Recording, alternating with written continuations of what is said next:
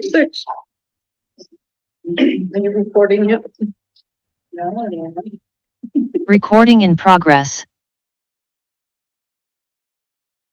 Okay, well, ladies and gentlemen, welcome to our February Open Space Advisory Committee meeting. Let's go ahead and begin with our roll call. Ari, can you take that, please? Okay. So we have Amber Greaves here. Christy Verbeck. I'm here. Jeffrey Wade is online. Yes, I'm here. And we have Joanne Mediri. Here. Sarah Noisy. Yes. Michael McDonald. He's not here. Okay, so he's absent. And Jeff, let us know if you can hear us clearly. Hopefully it picks up the sound. Rita Payne. Present. Bob Gleason. Here. And Tracy Bain. Here. Then we have Leslie Clark as the director here, myself, and then in place of Mike Foster, we have Heather Craycraft. Welcome. Thank you. Thank you for doing that. Now everyone's had a chance to look at the agenda. I'm curious if there is any move to make any changes, any edits before we begin. Okay. Well, let's move on to public comment. And for those who may be online, this is an opportunity for you to share ideas with this committee on issues that you might find relevant for us to consider. It's not a discussion, unfortunately, but that's not to say that your input wouldn't have value for a future agenda item. And so if you're online, please chime in with your comments. We just limit you to a 5-minute presentation. Is there any input for online? Okay, and I don't see anyone in the room. Okay, well, let's go ahead and proceed to our OSAC discussion items. First up is our Friends of Coal Creek. And he's not here yet, so yeah, maybe we can. We can juggle that. Let's do staff updates first.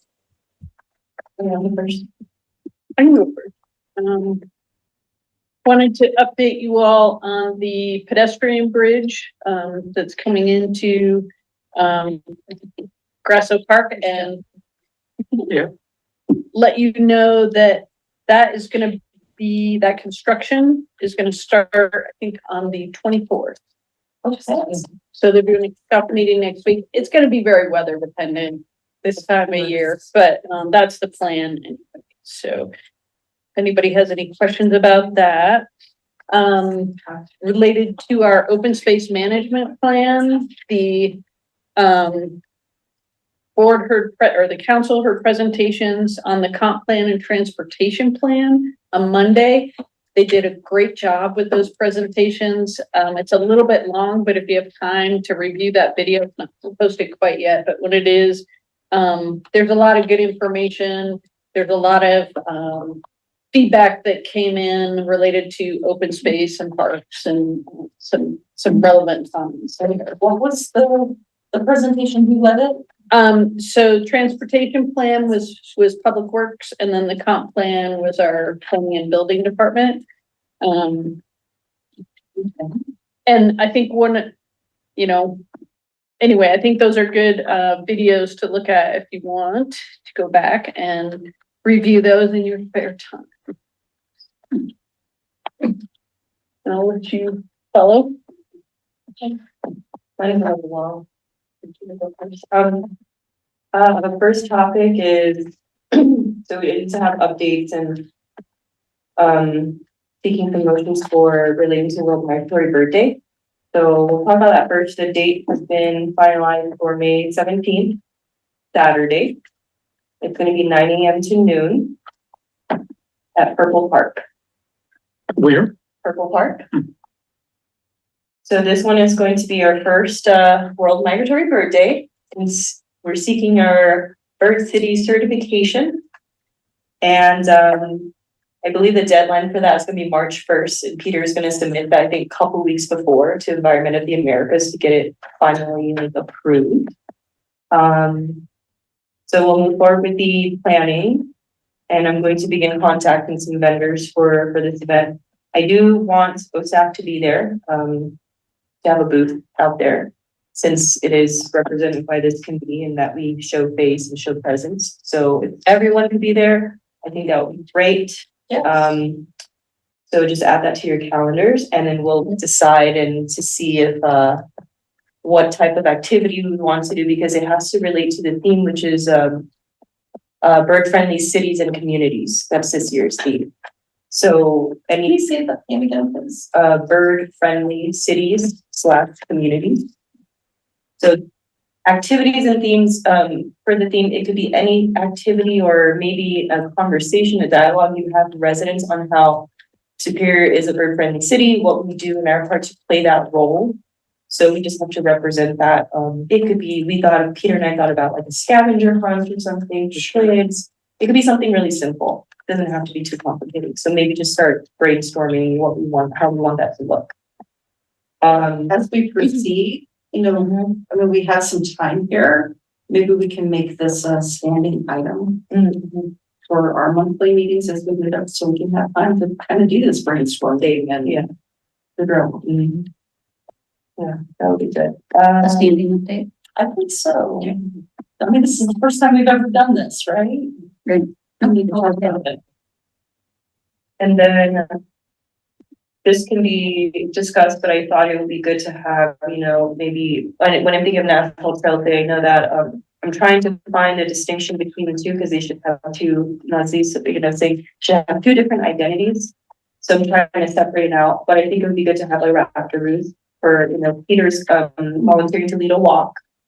And then we're trying to seek one more person to do another walk. So we have two planned. And there will be a walk around. It could be around Purple Park, it could be around Bose Pond, River Bend, something that's just like really close to Purple Park.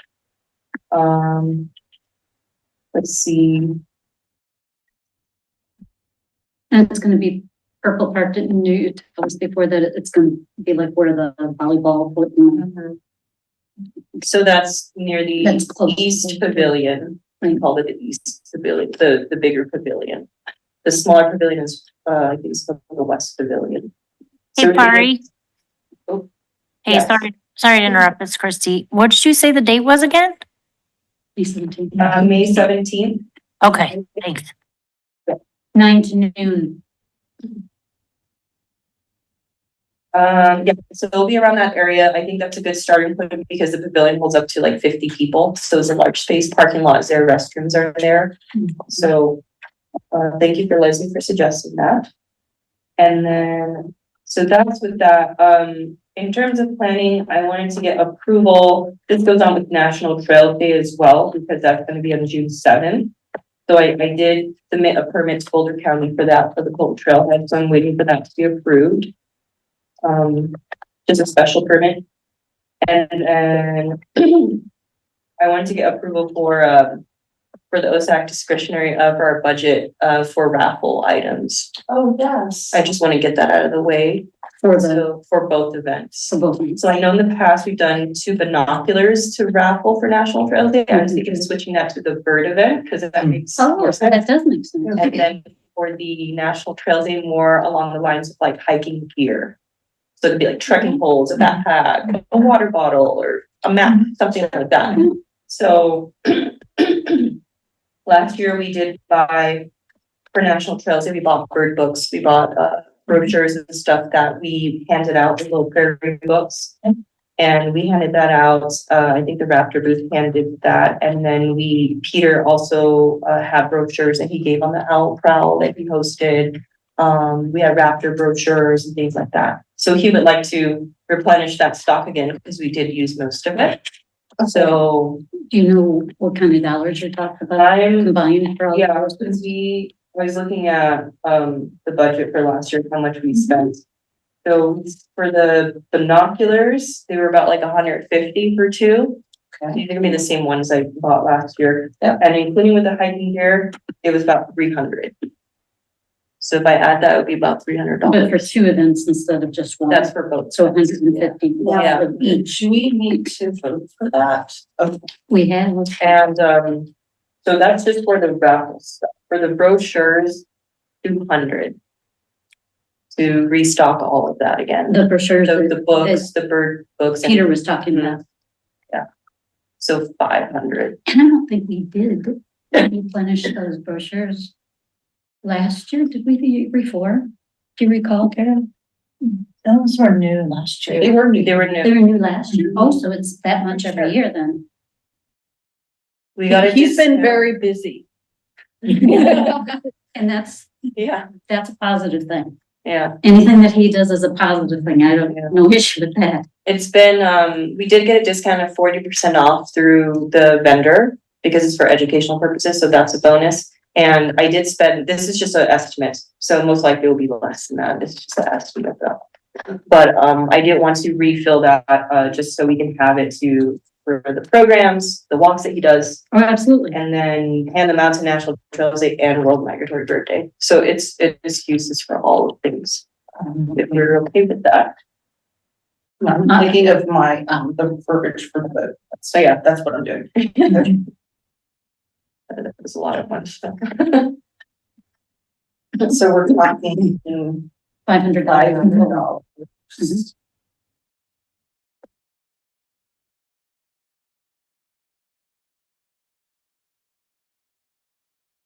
To be simple, as I move that we approve $500. That's what I- For party to spend for giveaways associated with World Migratory Bird Day and National Festival. And the replenishment of the brochures for programs that are taken. Yeah. That's my $500 for that. That's For second. Oh, no, you just Amber second.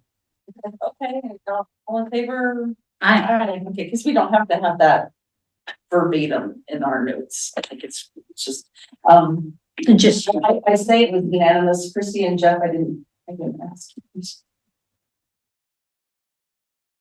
Is it? how do you vote? Are you asking, are you asking for a vote? Yes. Yes. Yep, I'm good too. Thanks. Okay, all right. there you go. Now we can say it's unanimous. Thanks, Tracy. That was wonderful. Pardon, what was the date on Trail Day?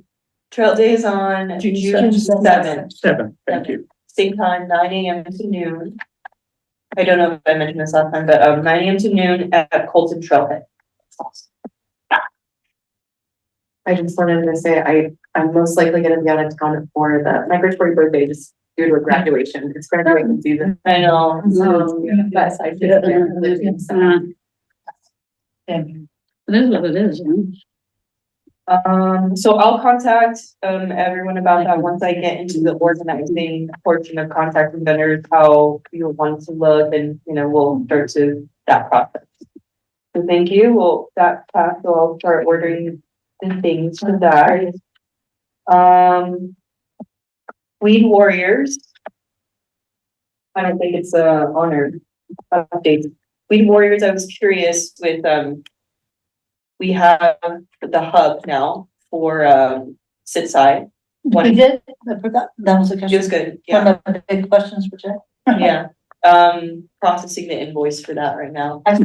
So since we have a page for Raptor, we have a page for wildlife monitoring. I was curious and want to get your thoughts. Does it make sense for us to have one for Weed Warriors? That was the So we can suggestion map that Peter had before. He said Yeah. that he thought it was a good thing too. So, yeah, I mean, that It'd be like helpful. it seems like it would be much Just easier kind than of the Google have Docs it that you're all having to deal with now. Yeah, because the Google Docs doesn't have the mapping capability. It's more of like it goes into a spreadsheet and then I tally everything up.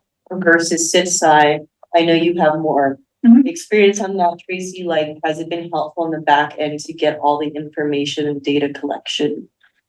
Yes, and the forms can be a little more sophisticated than they can be on Google Forms. But also, I do think that the mapping is really the single most valuable.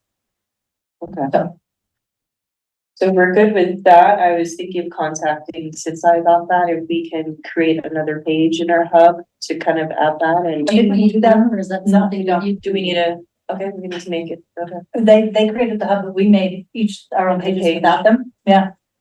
I don't think there's anything we need from them. Just because I want to incorporate that in the training when April comes. Mhm. Have the volunteers learn that. Okay.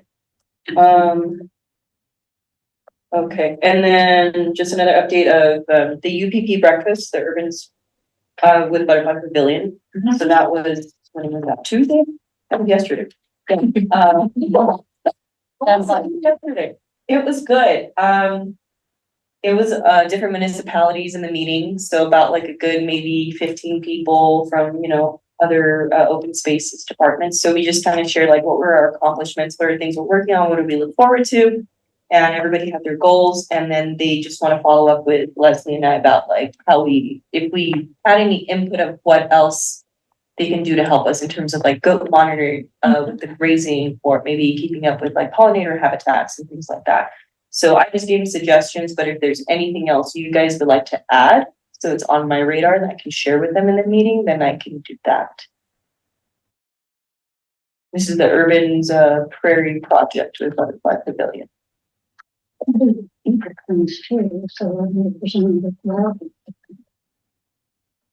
They did, I was just coming that they did the beaver program. So do they do things with wildlife that maybe the wildlife encouragement team or the raptor group would be interested in connecting? He may know more than I do, but my understanding is they're more, like actual prairie rebuilding and that kind of thing. and- Restoration. And pollinators? Yeah. That's right, yeah. Okay. But if there's any properties, so they're just asking like where, if we want their volunteers to come and monitor, you know, an area, they did goat grazing monitoring at Party of Stoker, right? They did it again for the last season. And then they did one round where we did grazing this summer. So my only thought was like community park, just to have Just space. tour, while they were there. So there's like target points of like where you want them to go, you know, maybe even keeping up with like data collection on our wetlands or anything like in our riparian areas. Cause I don't think we have like too much, like it's just more to gather more data, and then we know the approach in terms of managing that space. So there's things that pop up, just let me know. Several meetings ago, you mentioned that there was a plot or a study site to monitor the long-term effects of goat grazing. Is there a team that's assigned for surveying that plot? Or is this a group that could do that? It is through. I'm talking to the team. Yeah. Well, so yes, the Urban Prairie Project helped fund volunteer efforts, and they had some staff that led those volunteer efforts to do sampling, and they continue to do it every year. We let them know where we're grazing, and they come in and do some pre and post sampling. What we haven't gotten yet is like a report. So that's gonna be fine. That, I mean, it does. I mean, you know, Yeah. to document any difference over the years of goat grazing, it does take some time, but that is one of the asks I have. So yes, and they do volunteer trainings. So we have a lot of local folks who are trained up and do that sampling, which is nice. Does that group do anything with monitoring the health of the ponds or wetlands? That could be a question I can ask them. Because I think, you know, just from observation, the ponds get kind of scummy, right? And we've got to think of how we can get them back to being healthy if they're not healthy. You mean like water quality? Yeah. We have a couple different groups that work on water quality, and I'd be happy to try and gather up some of that information. Bring it back to the group. About that, yeah. Hey, guys, it's Christy again. I have another dumb question. I thought the Butterfly Pavilion did some actual scientific monitoring of the open space. Maybe that was Boulder County open space right across, you know, from where the trailhead is at Colton Trailhead. Weren't they doing some Yes. work there too? Okay. Yes, they did. You're correct. Yeah, they had a really interesting program going.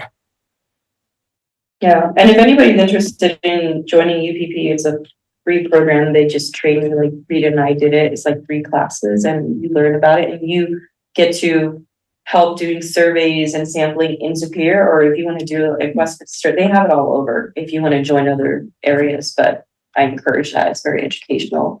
And for the Hardy and Stoker, they actually came and did They came and did a it. 1 day, 1 or 2 hour training 2 years ago. I know I've gone through that as well. That was much quicker than what was it, 3 or 4 Sundays? I think That 3. goes for 4 hours. Yeah. That's a bigger. Yeah. Okay, so there's that and you reminded me, Joanne, about the fishing, the water quality. CPW got back to me today and said they're able to stock one of our ponds with some fish. One of them was, they had I think a biologist come out. They're gonna come, because I asked them for a fishing clinic this year. Because it didn't work out scheduling last year, so it's gonna be a kids fishing clinic as one of our summer programs. But they've stocked it now? They're planning on stopping. So they didn't put in the request, so Which one? in Purple Park, I forget which pond it was, but it'll be at Purple. So that's where, I'm excited about that. I want to see how that's gonna go. Remember, we got a request from a citizen for a fishing pond as a. Like here? Should we, does anybody have record as to who that was? Should we Yeah. write it Have it. Well, say, one of them was Jeff, but Tracy, you had. I just said that we used to fish it. Well, but you had, I think it was in our last meeting that you had some people who had asked you to share it with the group that they were interested in having wooden, I think they said. Those are, Goose. on the pond. Yeah, on on the. Sorry, I was- under the impression. We, But it was Jeff that is the naturalist, but. Someone who had that. And it would be good to follow up with someone, but I also think, and we're gonna talk about the work plan a little bit later, but this could be a touch point that we have with the park committee, because, it is that touch point where it's not open space, but a lot of generated from here, but that would be something maybe they would consider as an amenity for Purple Park. You did brought it up. Okay, yeah. I think we wanted to verify that the pond would support the fish. Yeah, that was my big question. Yeah. We don't want want to stock it and then have them not survive. That would not be a good thing, so. and what do they stock it with? They told me trout, but I don't know if they changed it, Yeah. because I don't know about trout being. yeah. Is it big enough for trout? So I was, curious about, but that's what they told me, and then I just need to follow up to see like if I need to go out in a day where, because I think the biologist came out, so the ranger who's teaching the class, he wants to go out just to kind of scope out the area to just double check. So, and I think this is the same ranger that worked with Tom 2 years ago that did a fishing clinic as well, but they didn't sell that year. So we're learning and we're exploring to see what our options really are, but also being realistic with it, because I would hate for fish to be in there and that would be, Floating. yeah. It does happen. Yeah. Yeah. Let's see. And my last thing is just programs. So winter programs, just to kind of throw it out there again, encouraging people to sign up for them. The first Eco Ranger one last, not this weekend because it was Super Bowl, the weekend before, turned out really good. I think only 4 people showed up, but we're trying to encourage more people to go. But she said like the quality, like just people being interested in that sort of topic and just learning about how we find that balance between wildlife and how we can help them and everything. She said it was really good dialogues and conversations. Question part, Yes, what was the age range of the people who attended it? I think it was. Because it said from 5 up, so I expected it'd be a lot of kids. I don't think there were, if I have to open the roster, but I think the last time I checked, it was like people, like some, it was just all adults. I think that would have been a helpful thing to really sort of be more clear on in the description, because it wasn't clear that if it wasn't intended for children or intended for adults or, you know, both maybe. Yeah. Yeah, anyway. And then knowing which topic was going to be covered.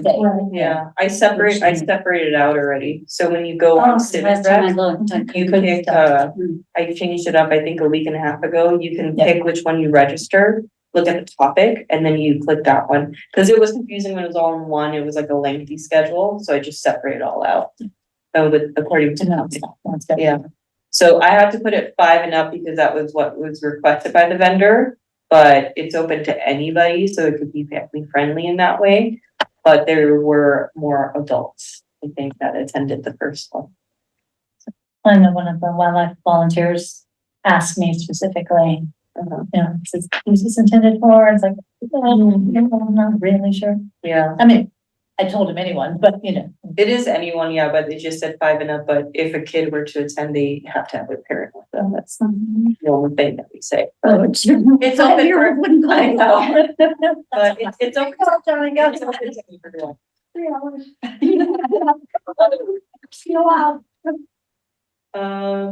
And then, Owl that's coming up on April 11th.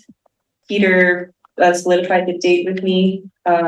April 11th is a Friday, I believe. And it's at 7:15 PM to 8:15 PM. So just a 1-hour program. Where's the meetup? At Community Park Basketball Courts.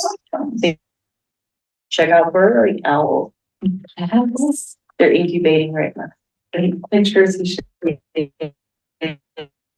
Yes, it's good. He brings his spotting scopes and you really get out and listen. Yeah. The owls. It was a good turnout last year.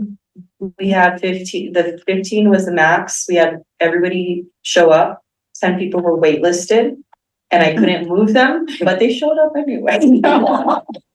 So we kept it at 20 this year, just because we don't want to block off the trail and be a loud group and you might scare them. So we want to respect have that buffer. So 20 is the cap, just to keep that in mind, but it's open for all ages for this one. So I'm excited about that. And then summer programs are in. Registrations for summer program will open up in April. I think April 8th, beginning of April. But that's all, you know, that is the fishing clinic. We have a hunter's education class that's going to be new that I'm exploring. That's with the state CPW. So we're encouraging residents. We have 15 spots reserved for residents if they want to learn about hunter's education. All free except the online course is like $34, but you get in-person instruction. You have the online course and you get to go to a shooting range and we provide everything so you can practice. And CPW is providing one. So I want to see what the interest is, but we have 15 spots for residents to sign up. And that's for ages 10 and up. As long as, if you know a child who wants to learn, as long as they can hold a rifle appropriately, so they can pass the test, basically. So you have to, there's a test. But that will be an interesting one. Is there an age limit to get a hunting license in Colorado? That one I don't know. I believe it's just like a fishing license, but I don't know what the requirement. I don't know what the age is. They just told me in order to pass the test, they have to appropriately hold a gun. Yeah, like they can actually hold it. Other than that, I think, yeah, that would be, I just want to see what the interest is for that. They teach you about the ethics of hunting. It's like all education based. So it's not about like, hey, let's just gun ho and go hunting. It's, they have all of the rules and ethics and how to do it appropriately in accordance to state standards. So it is taught by a CPW officer. So, yeah. That's it. Thank you so much. Now we'll do the agenda. Let's go on ahead and go back to Principal Creek and we can come back to the Coyote Ridge. So we're real excited to have with us again this year. Our report.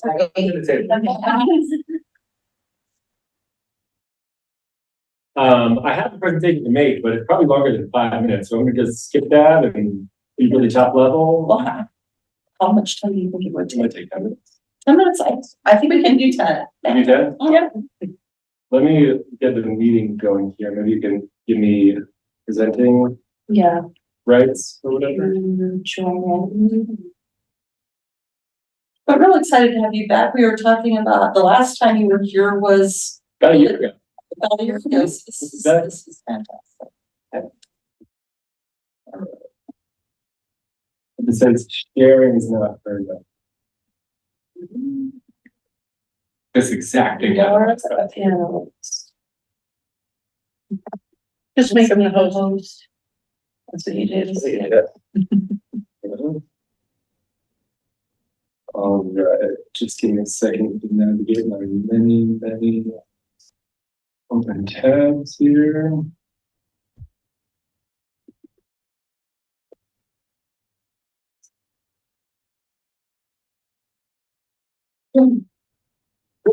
Well, thank you for having me. My name is Casey Lyons. I'm the founder of Friends of Coal Creek. I am also on the Lafayette Open Space Board, and then assigned to Superior. So this really is two birds with one stone.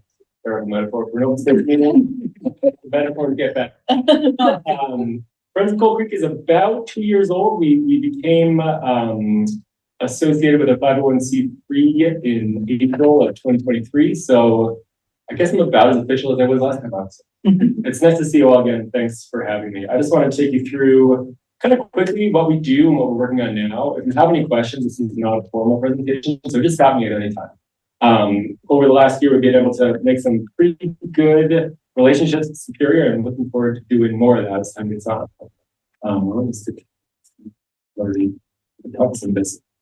So basically, our mission is to enhance the beauty and biodiversity of Coal Creek and the towns along its run. The idea is to kind of create a closeness between the people that live in these towns and the nature that's here already. So we can think of nature as something that's with us instead of something that we have to go see. It's kind of a way to stay more connected, and Friends of Coal Creek from the beginning has been about trying to find ways to connect people to the nature that's around them. And that kind of plays into our vision here, the Coal Creek Pollinator District, which if completed would be the largest swath of connected pollinator habitat in the West. As far as I can tell. Again, if you have other information, please jump in, because I say that all the time. So when I talk about Coal Creek, I have learned over the last couple of years that it's really helpful to stop, back up, and look at a map. Because as we're out talking to people, we'll be doing an event in Lafayette, and someone will be like, is this the same Coal Creek that's in Superior? It's like, yeah, it is. Coal Creek is not very long, just 29 miles through 4 municipalities, which is one. There's rec trails, but there's also tons of ecological significance. Above Superior, you have 3 separate elk herds, 150 animals: beavers, bald eagles, prebles, meadow jumping mouse. So endangered species or endangered and threatened species are here too. There's a lot of nature nearby. And of course, the beaver, a local celebrity down in Lafayette. So this is sort of the Coal Creek Pollinator District, patchy as it is, but this is where it stands more or less today. It's a network of connected habitats that puts together commercial, residential, and municipal lands to create something that's bigger than the sum of its parts. So we think it's possible, working with municipal partners and also residents particularly, to overlay quality pollinator habitat onto the suburban urban environment. We find this to be a real message of optimism and forward-lookingness, because it's something you can do.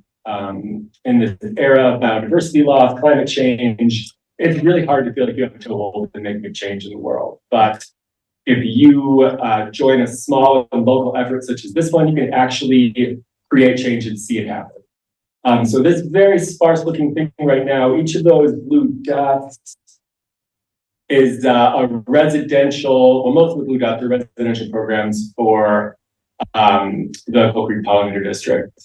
And that is primarily in our co-habitat program. So that's working with gardeners in their own gardens. We don't do the work, we're providing information. We're going to be providing plants this year. But the sort of theory behind it is that you have the right mix of plants that are in bloom at the right time. And around each of those houses that's certified with us, we draw a 400-foot radius circle, which represents the average flight distance of the average native bee. So by getting those circles to touch, we create more habitat over areas where maybe there might not be a garden, but you can kind of put those areas into habitat and make resources available to the insects and butterflies and such that are there. Right now we have 81 and 3 in Superior, 2 at Purple Park, and 1 is sitting at this table has that garden. That's Tracy. So room to grow, room to go. And we also have our rehabitat program, which is us working in the dirt. We marshal volunteers to do projects that we did at Purple Park last summer. And we've done some work at manufactured home communities in Lafayette too, trying to restore native nature to places where it's been absent. We like water retention basins and weedlots too, because I'm cared about those places. But they're manufactured and have to stay that way. So while they might fill up with weeds, if we can fill them up with native plants, it becomes durable, long-time habitat because you can't build over that. So here's Lantern from last summer, Quinn, working the auger. Turned out, as always the case, the pickaxes make quicker work of our clay.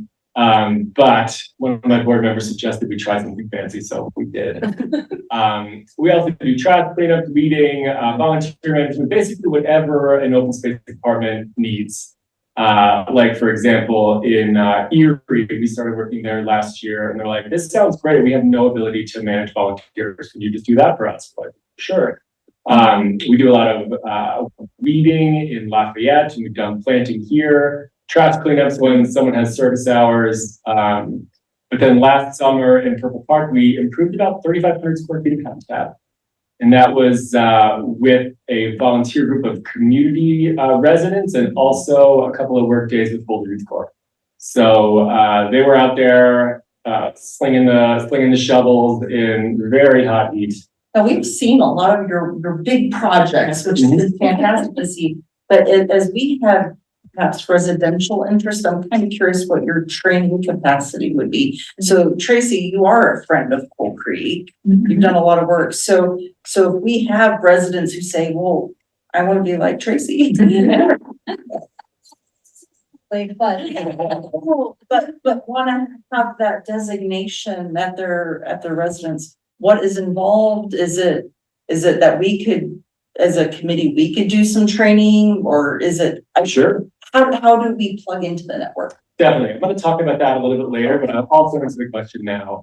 We try to make the barrier to entry quite low. So we want people to join in our optimistic effort here and feel like they can be involved. So our certification process is just 4 questions.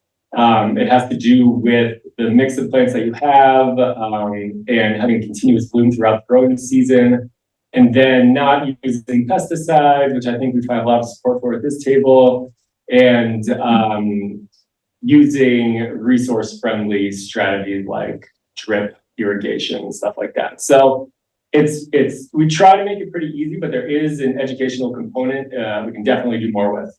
We're trying to talk to our people all the time. The thing that's been so great about this process is that there's people that garden with native plants all over the place. They actually don't realize that they're working on the same thing, which is this habitat overlay effort. So if you get people and you tell them that they're actually all working together, they start to get excited, they start to talk to their friends. In Lafayette, where we kind of have our strongest toehold and where I live, we're doing like neighborhood garden parties this spring and summer. So someone with a certified habitat will invite, everybody in their HOA over, and that comes, but you get some people who are excited, and then they'll get some information about what works in the neighborhood. We're doing dig and divide there too. So if you have a really productive garden, and springtime's the time that you're tending to see what else you can work in, and so you got to make some space. We'll have plants to give away for people and that kind of thing too. So it's great. Jump on from that. Thank you. Yeah, definitely. And can I just add, the website is very, it's pretty straightforward, right? So you can look up very easily to see what you need to do to qualify for the. Totally. Yep. So the effort that we're starting in Lafayette, and kind of the one that I'd like to see going for all the cities, and let's talk about this last time I was here actually, is it's called the Municipal Pollinator District, sometimes called Pollinator City. This is a program administered by the Butterfly Pavilion in Westminster, we heard about before. But it's a very intensive program, which is great because its durability is in its intensiveness. You really work consideration for pollinators into like your city's fiber. And so if you have personnel changes or anything like that, that might otherwise be a real impediment to continuity, this keeps it going. So it's difficult to get and it's probably good that way. And it's also really scientifically backed. They make you, they ask you to, they give you a scoring rubric with categories like soil, management, water, stormwater, like all these things that you wouldn't necessarily think had to do with what flowers are growing, but have a lot to do with what flowers are growing. And the description that I just cribbed right from Amy Yarger of the Butterfly Pavilion, a community committed to incorporating habitat into all aspects of planning and civic life, and one where the footprint of pollinator habitat increases over the footprint of development. So this isn't a don't develop, it's a develop and. So if you have developments in town, I don't know if you all review planting plans for developments in this board, but a lot of the times it's possible and easy to work with developers and be like, instead of planting these plants that are resource intensive and have no value to habitat, have no value to native pollinators, why don't you plant these ones instead? And then you can check those boxes and you're joining this community effort. And our conversations with developers so far have been really positive around that. You tell people they're going to save money and they'll listen. So the goals of the pollinator district are really, like I was saying before, to get people connected to the nature that's around them. Developing the floral identity of the region sounds kind of nerdy, but I read this study years ago and it said, like, if you were to close your eyes and open them in a random American city, maybe it's Boston, maybe it's Austin, maybe it's Denver, you would not be able to tell where you were based on what was growing. We all grow the same trees. We all grow the same type of grass. We all grow roses and hydrangeas, even in places where they don't belong. So, or I mean, they can belong anywhere, but they're not native there. They're not helping out there. They're not adapted to the local climate. So you have to prop them up. But developing that floral identity is an important piece for that. And, you know, it can be pretty. And that's another thing that we're trying to really push forward is the beauty of some of these landscapes. We're also doing water quality projects. We're just getting our toe into that. Another bad metaphor, sorry. We last month met with 6 different municipalities, including this one, to just talk about what everybody's been up to around Coal Creek. It was the first time that anyone could remember that 6 different municipalities had all been in the same room together and talking. And it was great. It was like a networking event at 10 in the morning. Everybody has been up to really cool stuff. Everybody approaches it differently, but the creek doesn't silo in your town. Like, you know, the Superior flows to Louisville, Louisville flows to Lafayette, and so forth. That's often not how it's managed. So we're trying to start a larger conversation with the county partners too, to just think of Coal Creek as one thing. And, you know, there's lots of opportunities to do work with the headwaters and the downstream users together. If you can come up with some good goals, and that's the process that we're going to be kind of getting to next, you can figure out what needs to be done, then you can start to do it. And of course, making it last, all this, if we went to all this trouble just to have it be undone in a couple of years would really be a drag. So finding ways to kind of work that into, like I was saying before, the fiber of the municipality is important. So whether that's integrated pest management and pollinators with your open space, or whether that's you know, some sort of consideration in your zoning code or whatever, there's lots of ways to kind of work that in there and make it durable. We think we can have the whole thing done in 10 years because, again, I'm a sunny optimist. And I got a lot of energy for this. I guess that's it. Gosh. Oh, excuse me. So really my ask for you all is to consider starting on this Pollinator City program. We're about a year into it in Lafayette now, and we've learned a lot. So we're really flattening out the learning curve for the other municipalities that would like to join as well. I know there's a lot of enthusiasm for pollinators and wildlife here. You all have a wildlife encouragement team, I think, still, and now pollinators are considered wildlife. So that really kind of fits with a lot of what y'all are doing already. But next steps for that are to start to assemble stakeholders, shareholders, and get them talking. So in Lafayette, we have educators, we have high school students, we have landscape designers, people from the city, local business folk. Like, you really want different perspectives represented on that board, and then figure out how all to move forward. The Butterfly Pavilion provides this enormous rubric that we have worked into an action plan. So again, softening up the learning curve a little bit, but can basically start at the ground running now. I'd love to get some people interested from this board. I know probably 2 of you can be there before it becomes a quorum situation. But I'd happily take 1 or 2 of you. I'm thinking about asking Peter too. Maybe Kari would do it. And another person in town has expressed interest as well. So that's 4 or 5, like that's a start. And the idea there is to kind of get a baseline score of where you are and then figure out where you need to get. That hasn't been done that many times. There's only 1 certified pollinator city in the state so far. It's Manitou Springs, a lot different than Superior, a lot different than Lafayette.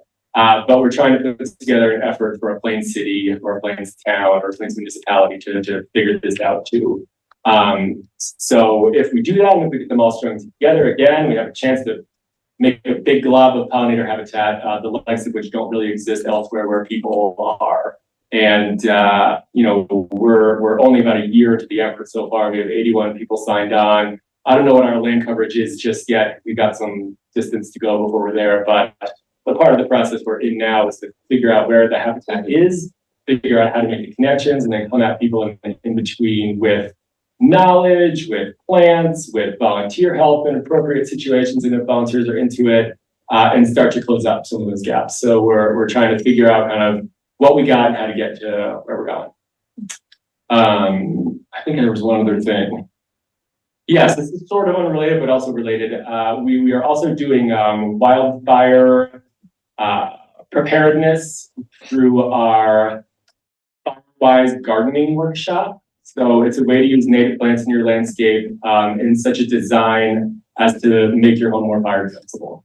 Those are coming up. We got one on April 8th. That's going to be in Louisville, intended for Louisville Superior people. Then we have one on the 22nd for Lafayette Erie people. Would you repeat the Louisville, please? Yeah, it's on April 8th. It's going to be at the rec center from 6 to 7:30. And it's free. If I'm doing my whole plug, we have 5 50 plant native planting kits. So we're gonna do a random drawing. So come, you're entered for that. And that will be native plants as well as a planting template, so you know how to do it. I'm not designing all this stuff. We have a designer who's gonna come in and lead it. He does a lot of lecturing and working around this area. Meadow Pro is the name of it. You had a question? I did. Yeah. So I know there's different ways to kind of conceive of all of this. Like, we've got residential and we've got our open space. So we're in the midst of different layers of kind of revamping plans. So we've got our open space master plan, who I believe we have a contractor set for, although I don't know who it is. We're redoing that. We're going to be gathering community input. That plan will be looking at all kinds of aspects of our open space. Do you think some kind of integration could happen between the information that could be gathered from this, as well as that? Could timelines sync up?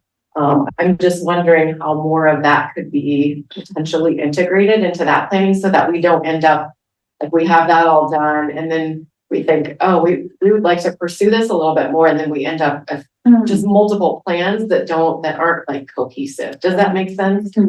So, yeah, definitely. We have some experience with this in Lafayette Okay. too. They had just gone through their wildlife plan and also their climate action plan, and both mentioned resilience, native plants, less water, and resource intensive stuff.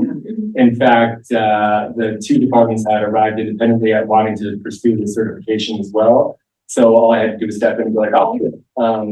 So it seems to fit a lot of cases with the goals of those bigger projects. You might determine in that one of your better land uses is to encourage pollinator habitat use.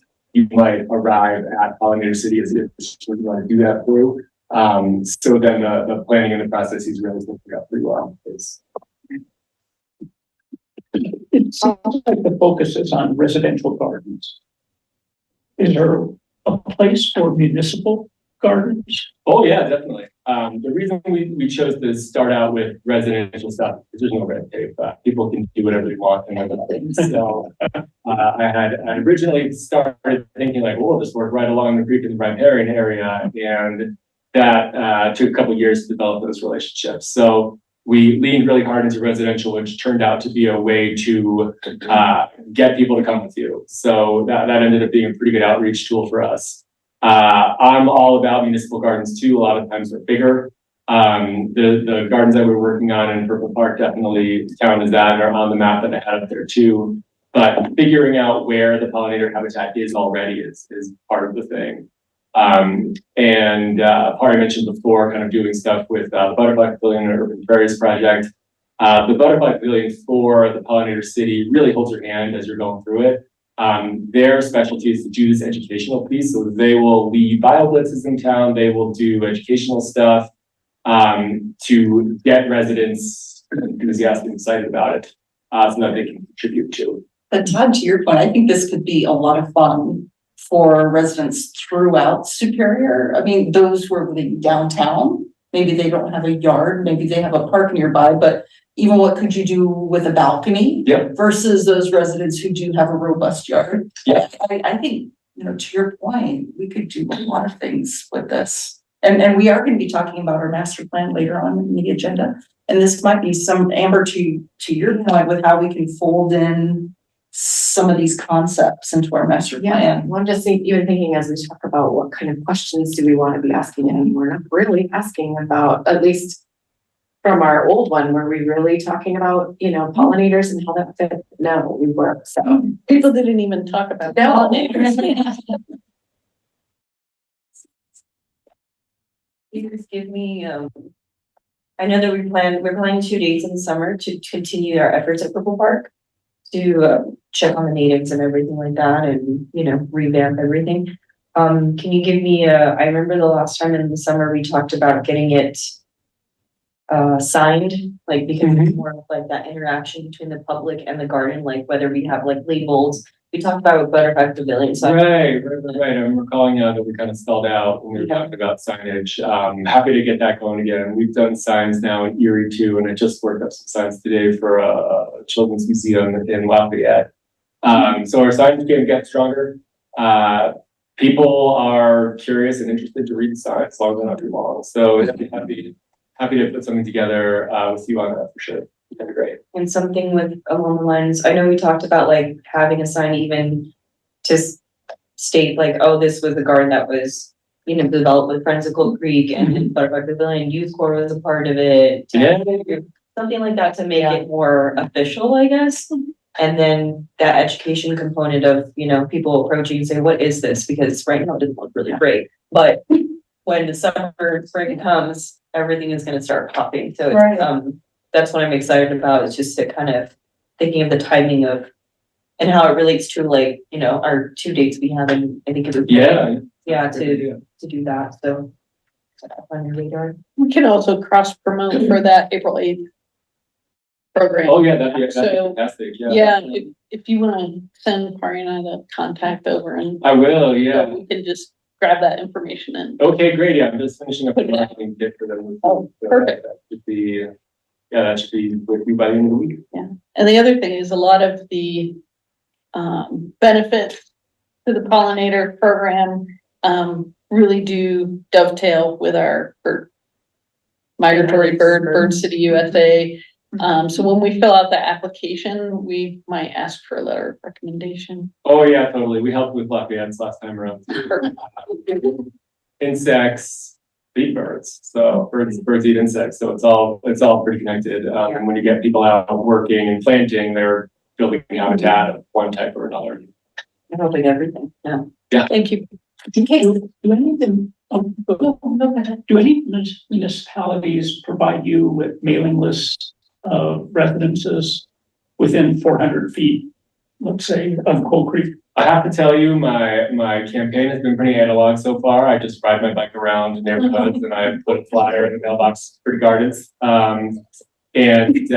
We also reach out to landscape designers who have clients, especially ones that do native, specialize in native plantings to get addresses to visit, so I can flyer those too. There's probably a better way to do it though, to your point. I mean, we can help. I know that I organize a bike ride that goes from Boulder to nearly Fort Collins back in every September, and then the municipalities along the way provide a mailing list of folks on the route because we're obligated to provide them and tell them the bikers are coming. Does Superior have a database that lends itself to? We would do the mailing. We wouldn't give it to anybody else. But we'd be happy to put something together. That would be a way of cooperatively plugging some of those gaps that. Yeah, that'd be great. We have to figure out where stuff is, and before we know where the gaps are, we've just got a queue with Superior so far. Our first effort here is to kind of bring awareness to it, then figure out who's already gardening with natives and get them in and then assess them after the next season. Yeah, Tracy's neighbors brought some flyers for you. And then, what is it, Gardeners Unite, the senior group? That's a good group to get with, and that's one of the groups that I thought about having them come out to, like the thing at Purple Park. Just because they're trying to find different avenues and how they can contribute, because they meet like weekly in a summer. That'd be great, yeah. Here and they just chat about plants and pollinators and everything, but. These are my people.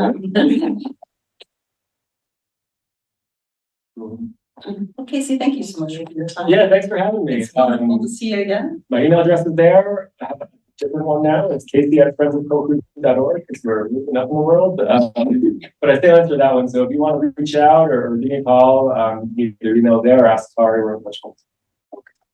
Well, thanks again. Yeah. So I'm going to stick around for the rest of Yeah. Grab some food. Thanks. Let's move to Coyote Ridge parking. There's this visual I can pull up.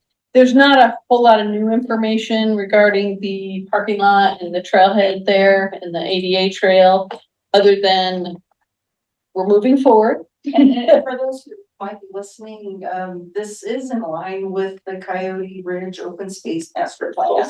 It was one of the recommendations that came from that study to have a parking lot available so that could eventually become an ADA compliant trail system, trail where we can have these views. And so it's coming along. So we have just a diagram here, a little bit more information. We did have to shift that trail a little bit further north because we have to avoid the CDOT right away. They have like a very large right of way. And there's also access road that goes to the towers up there that have to be maintained. So this kind of avoids that. There are more parking spaces here than I asked for.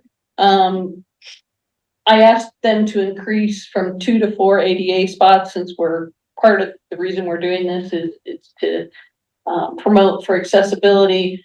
So my recommendation is going to be to lose the parking spaces on the south side of that for now.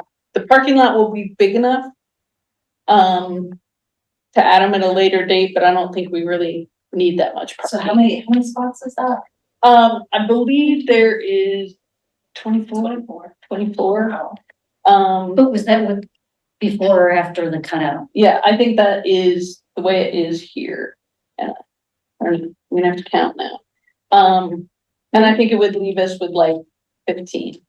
Where's the cell phone tower for reference?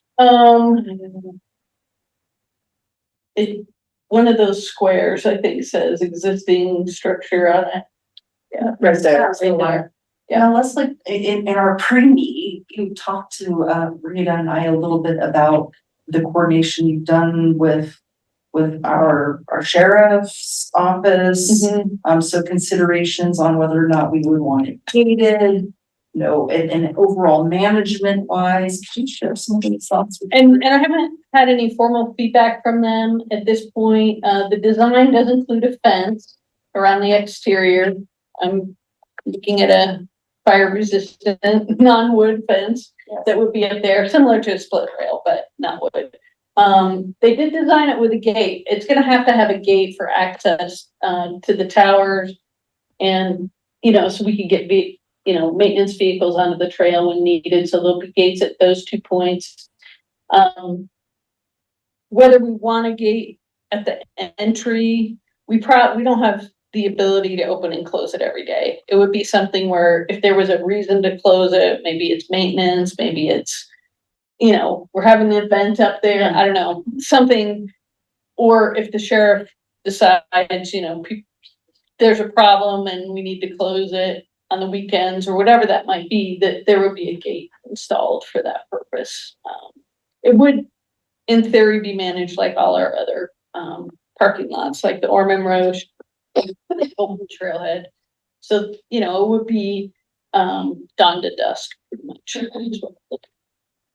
They had to finish the traffic study, which just got finished, in order to do the access permit through CDOT. So there's just a few little hoops that we're jumping through. We also found out that there's quite a bit of old millings in there that we're gonna have to get rid of. So while the property didn't cost us anything, we're probably gonna have, they said, please don't send us a check. It'll probably cost us a little bit of money to do some site prep. There you go. Leslie, what's the servicing material? It's gonna be similar to Ormond Road, so it'll be crusher fine. I mean, that's historically what's been there because CDOT has stored crusher fines there, but the old ones have degraded so badly that we need to kind of scrape them off and put new in there. But it'll be that natural porous surface. So Somewhat natural. it looks like the trail, the end of the trail is not where those cypress. That row of cypress trees is on that little point to the left of that. Yep, and Is that right? I believe that's true. You can kind of see the shape, the gray overcast shadow there. He picked the flattest route. So you can see how far apart the contours are to make this ADA. We chose that, and it does hook up with that St. Francis Trail. That box straight down from the page 1 of 2 right there. Isn't that the cell phone tower right there? It might be, and we can, if you zoom in, there's a note there that you can read. Or maybe read, Existing cell tower, Okay. yep. Here, the road is this one. That goes all the way. Yeah. Yep. So that the existing social trail that ends in that observation point is to the left of that trail. That's a nice location, kind of viewing all of Superior and so on. Is there? By the cell tower? No, to the south of the cell tower or north of the cell tower. Okay, yeah. Yeah, right, kind of where that, right in there somewhere is all those cypress. So it wouldn't inhibit somebody to get there, but we can't get there with an ADA trail. Not very easily. Once we hit that St. Francis Trail, we might be able to get a little bit closer, but this is kind of our first start to get people up there. Didn't Rita mention that along the ADA trail, we could do a pullout? We could. Like pull out to maybe people just go off to get a view or something. You mentioned that last time in our pre-meeting. I mean, we haven't gotten the design to the point where we're looking at signage or seating or Any kind of amenity or. any kind of amenity. I mean, I think we know we want some kind of a kiosk sign at the beginning and some kind of markers along the way, but trail surface. I guess I'm sort of surprised how many parking places. I had thought that it was originally supposed to be 8 to 10 or something. Yeah, yeah. And that's what we asked for, and that's why I don't think we don't. For one thing, people don't wanna park with their back to the view. They could back in, but there's plenty of parking spaces there. We don't have to mark them all out. We can just mark as many as we want. I guess my question is more around, not the ADA or any of that kind of thing, as much as just what sort of traffic do we think is going to generate on Paley Ridge? I mean, that was a question that came up when we contemplated this, and I think it is a catch-22. People from Superior will use it. People from other places will use it as well. And so I assume we won't have any way to track who's using it, really. I mean, unless we did random observations and looked at license plates, I think you can tell.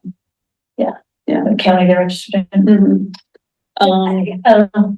It would be an interesting day to have, not that I'm necessarily proposing at the moment that we spend that money as much as just, I don't know, it'd be interesting to know who's using it. So, Yes. Just to track like where people are visiting. I have a feeling this will get used by a lot of people that are not Superior residents. And I don't know, I mean, maybe there's. Emphasis both Ormond Rouge and Colton Trail. Right. I would say most people. And I use trails that are not places as well. Right. So And it may all work out just fine. I think I just think it'd be interesting. I'm concerned about some of the areas up there, It's not ready yet. It's not ready, right? And if parking lot's the first thing that's done, and we aren't focused on getting the habitats rebuilt and those kinds of things, that we could be exacerbating our Or problem. even the safety of social trails. That's true too, yes, right. But anyway, I think another consideration in that parking lot is the overnight campers. Yeah. Most of the parking lots along 128, like And where the that's- Golden Trail and so on, That's one of the generally reasons. has RVs parked there overnight. Exactly. That was one of the Mhm. reasons, the sheriff's office actually supported this, land transaction is because once it's town property, we can actually enforce. Oh, I've not seen people parked in that area. They used to a lot, Yes. a lot, Yeah. probably 8 to 10 years ago, that was the spot to park. Oh, And they still are. is that why the pile of dirt or pile of Yes. grass stays there? It was, yeah, Keep people. tried signage, tried Yeah. ropes, tried everything. Oh. So it will be properly signed, so sheriff's office can write a ticket. But then it can also be managed, and if we need to close the gate, we close the gate. All good comments. Anything else on that? Nothing else on that. All right, well, next up on our agenda, I know we're making up for some time here too, but I don't want the food discussion for marketing or community outreach events, programs, and open space amenities is next. I don't know if anyone has any thoughts on that item. And then just as a reminder, this is something that we have on the work plan for the first quarter. It's something we ask, every year that, is there something else that anybody can think of? Is there? And also, it's a standing update for us to speak with our communications team. Well, right now, I mean, we have that wonderful presentation. So in my mind, I'm also wondering, how can we start an outreach on Pollinator City, right? Yeah. I think that would be wonderful. And this is just everyone else, and please chime in with your ideas. But I've had lots of people talk to me about the goats. And so the goats are a great program that we partner, OSAC partners with the city to make sure we have this amazing community asset. But people are asking, what are the goats doing now that it's cold? I mean, even like little plugs like that would be great if we could get, just educate the community on things like that. I feel like I see that on social media. Okay. Yeah, if people are plugged into social media, they're getting a little updated. They get it, sometimes they don't. It was a little buried in the article about it's getting cold out. I think it was burr or something. Yeah. And one of the components was how the goats stay warm. And that they're a special breed of goats and they have they're combined with another breed, so they get this really thick. Under your coat. Yeah, Under it's- your shelter. yeah, Yeah, they build out shelters for them and they do a lot of things and always check on them during this weather. but they did go out and Made take a for it. picture of them for me yesterday, so we could do another little plug to show people that they're out. They actually look fat in the picture. But to show that they do okay in the cold weather. They bring in extra food for them. But the goats are great. Just to chime in with some other marketing. Yes. I think the next Hello Superior, aren't you gonna get a little spotlight? Mm-hmm, yes. Ranger uniform? But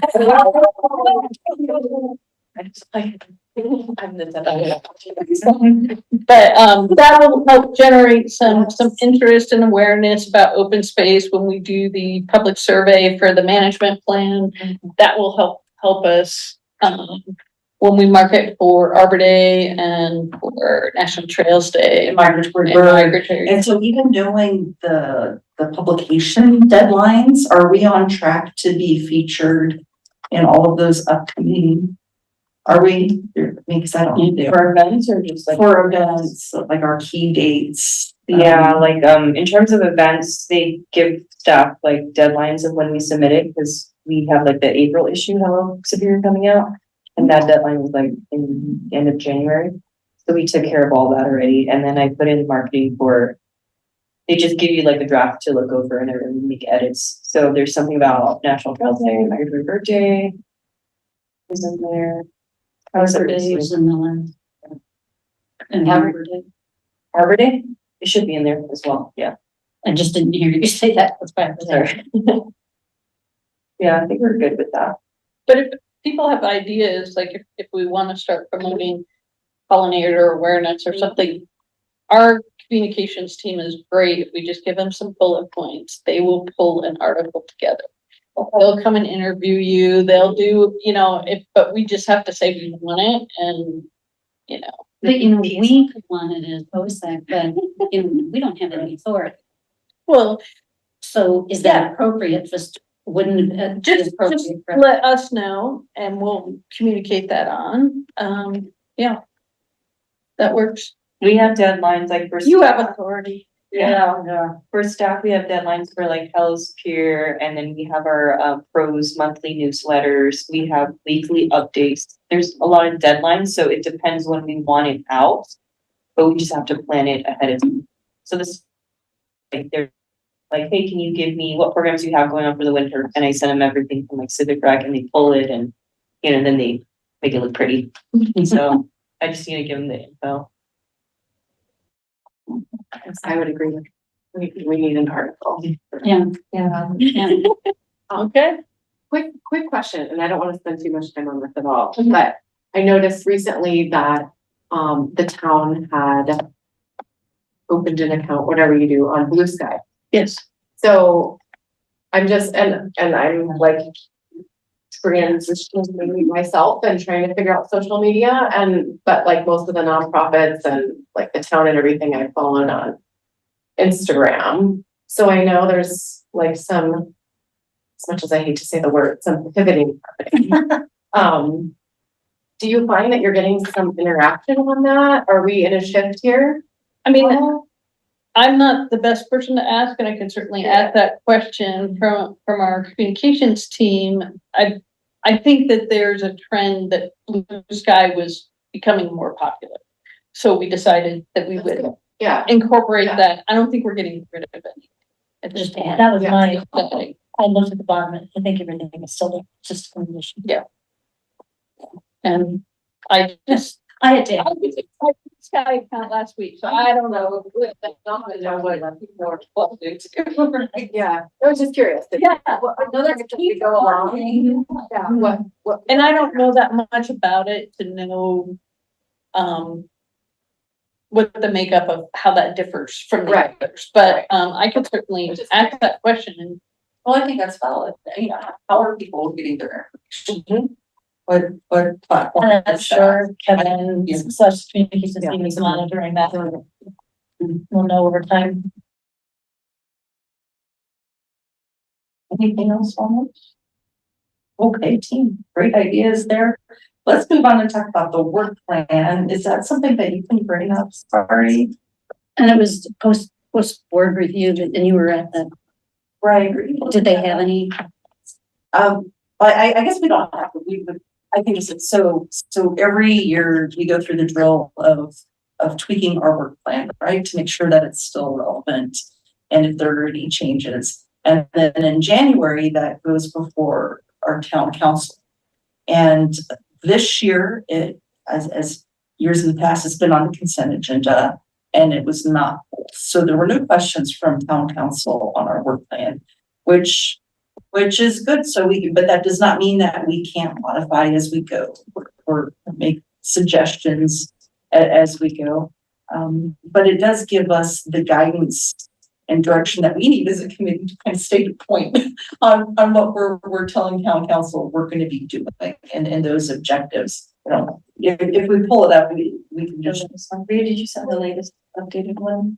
You could probably get it from the website. It should be on there, on the OCD page. The only time, in the time that I at least have been a member of OSAC, the only time, the mayor had any questions about our work plan really came immediately after Martha fired. Yep. And that was to make sure that our work plans had guidance and just really, focus on how we could work towards wildfire mitigation. Oh, that might be 2024. That's what I was like, Okay. So I just emailed it to you, to all of them. We need to make sure we get the new one in there. And just for kicks, I don't want to take more than just a minute, really, once it's. But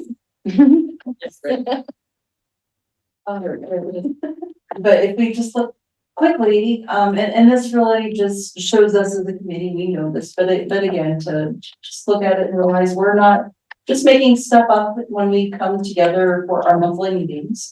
We are holding to task this plan. So the first quarter, we've had our elections. We're already talking about marketing and community. We just did that. We invite town communications to a Q1 meeting or one meeting. We want to have that collaboration like what we had earlier with Friends of Coal Creek, because, you know, right in this room, we had some collaboration with a member from Lafayette Open Space, just saying. And we're talking about National Trails Day, working for community involvement. We'll talk about Prairie Dog a little, that's a standing update, Migratory Bird Day, and then talking open space amenities. So we right now in February are pretty really tackling quarter one. And meanwhile, next meeting, we'll be looking towards, and in our pre-meets, we'll be looking at quarter two to make sure that our next meetings are getting us focused and ready for quarter two. Anyway, that's all. So there were no questions. Bottom line, there were no questions from town council or the mayor. We're green light to proceed. The next topic is National Trails Planning, which June 7th party. You already mentioned a few things. Do you have anything else to add?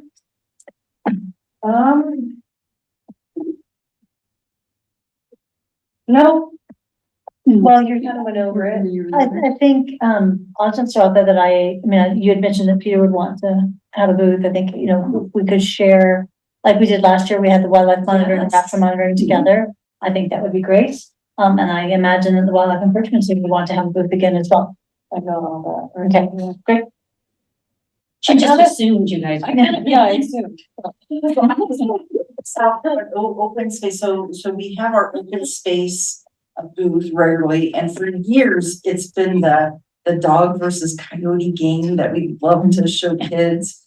And I don't know if we do have time between now and June if we want to do something separately, but if we can think as a team with what we might want to do to change up our our gains for that. Maybe we can talk about that next month.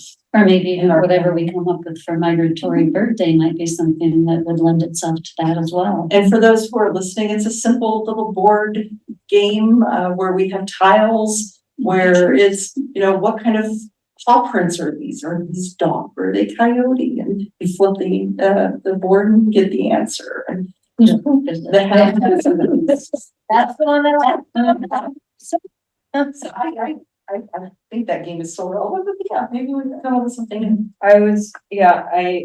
Since we're talking about that, I would suggest a change, so maybe have some talking points that's relevant to trails in Superior. It could be something that's a hot topic that's going on or something, and people might want answers for them, you know, it could be just certain discussion questions, it And then could that has be- been good. Yeah, And that people was can great. write That really feedback of generated like, a lot of conversations with people. some people like to do like engaging activities, like, oh, I know we did it for like Shape Superior when you sent out surveys, like, I think it was Kevin that sent it out, like, what are the things, or what do you like about Superior? And a lot of people put open space. So it could be something like a question that's like the main focus, and people can contribute their answers, you know, to OSAP. And that can help us lead, like, are we meeting the needs of what the residents want? Or what can we do to, you know, better prepare? It can help shape our work plan next year, things like that. That's a direct contact, like, from the residents already. So use that opportunity to get that, you know, those discussions going. And if you want to come up with a new game, totally fine, or whatever you want that's engaging, make it fun for you, you know, too. So, but, you know, the theme of like trails and just, I know Leslie mentioned this, like, you know, on National Trails Day, they usually do like a project to honor trails and trail system. You can't really do like maintenance because it's on Boulder County property, so it's not ours. But if you can come up with a certain way for people to contribute, that's totally fine. Because every booth has like a focus on what they did, you know, like the wildlife encouragement team talked about certain topics and rodenticides, and Peter talked about his stuff, and so just, you know, kind of plan that out. That Yeah, is. the rodenticides might be even more magnified. Yeah, Ari, how about, trail etiquette? I thought about trail etiquette because we have those stickers. Yeah. And we did that last year. Thousands of stickers, so we, you know, it would be nice to talk about that because that's important, especially with, you know, all the changes coming up with for building out new trails. So it could be a good reminder for folks like, hey, remember to pick up, scoop the poop, and, you know, all that stuff. Things like that. But if there are other ideas where you need support from me, like, hey, we want to, you know, do this and do that, just run them by me and then we'll go from there. For a question, do you have schedule from Boulder County about when the cows would be grazing this year? Because that would be a real bummer if that coincided with our Trails Day, because not Because only they because got- of. Were they there? It did, Last year or the year before? but we get the questions about it, and then that comes the thing. I think It overshadows a little bit. that's an excellent point. So I just Mike curious. would love to, I'm piling one for Mike. Mike? Mike is in here. Yes, Mike would. Yeah, I'd like to see that. Yeah, but similar things, similar vendors, and I think I'm just going to kind of reorganize. I think it was good feedback with last year about the parking situation. I think, you know, people parking in town 15 was easier for them to just park there and just walk across. I did ask Boulder County if they could close the trail the night before.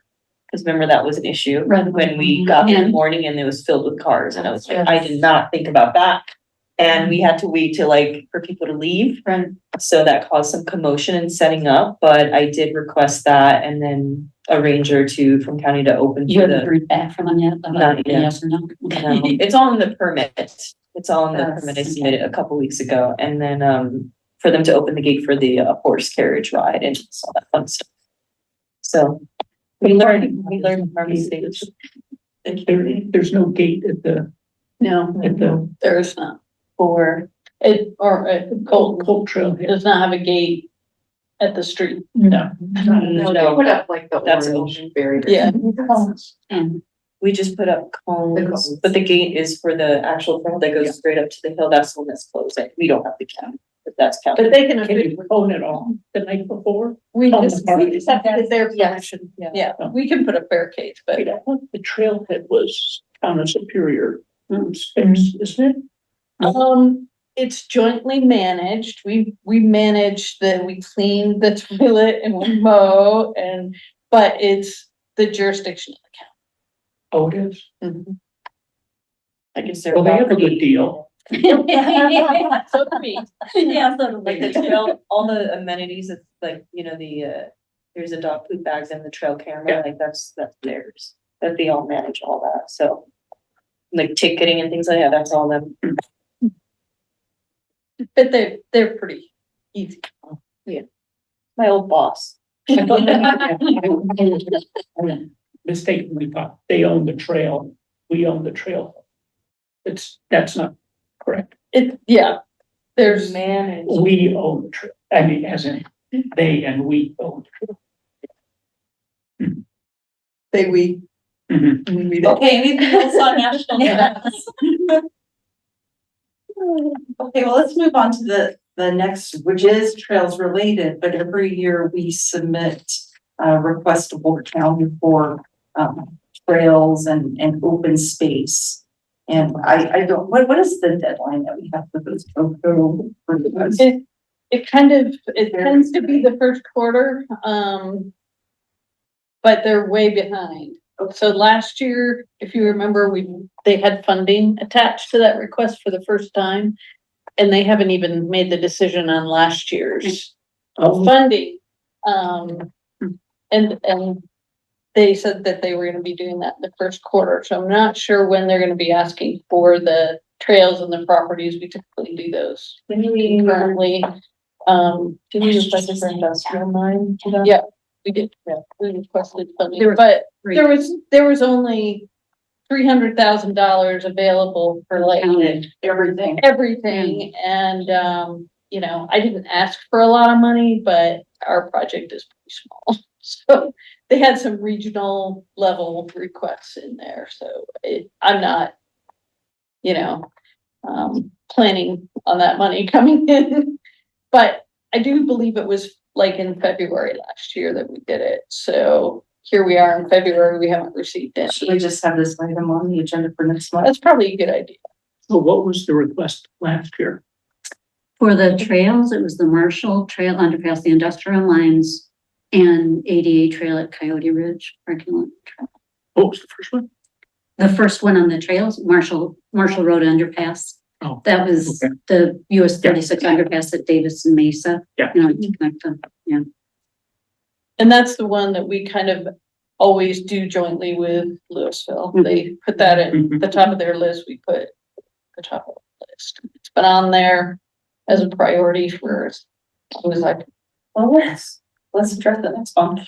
And Do you have the full list from last year? I just sent out the book list to the OSAC group, so you'll all have it in your emails. Cause you were asking about that. Yeah, with Rita's help, I've just started digging into it. Okay. Anything else on that? Let's move on to next is so this was a homework assignment for us to come today to talk about what questions. So as we're executing this open space master plan and as we're looking for public engagement, what are those key questions that we think we should have in this public engagement? And Rita, you sent out a fantastic email with a handful of those. I'm looking for it right now. It was just one. That's not, make your head too big. Yeah, really. It's one question with multiple. Yeah. Like, what are the things that are important to you? Yeah. So what all of you? I actually went back to the Coyote Ridge survey, and I have that in the ones I sent. Kind of, do we want to ask some of the same questions? There was a whole section within that survey that was demographic information. It was optional for people to answer it. Do we want to include that? And the reason I'm asking is there's a lot of information that was gathered through the comp plan Yeah. that might be the same, and we could just use their data, Yes. unless you think we're gonna get a different audience. Well, although would that demographic data be specific to who's accessing open space? Well, I think we can ask that question as Yeah. well, but no, it's more like, are you male, female, are Oh, you, okay. what age Yeah. group are you, that kind of stuff.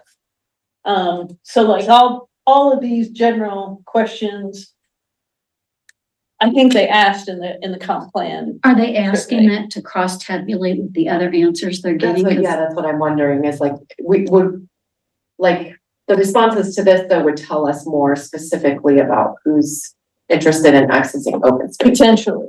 So that's my question. Do you think we're gonna get a different subgroup of our population, so it makes sense to go ahead and ask these demographic questions?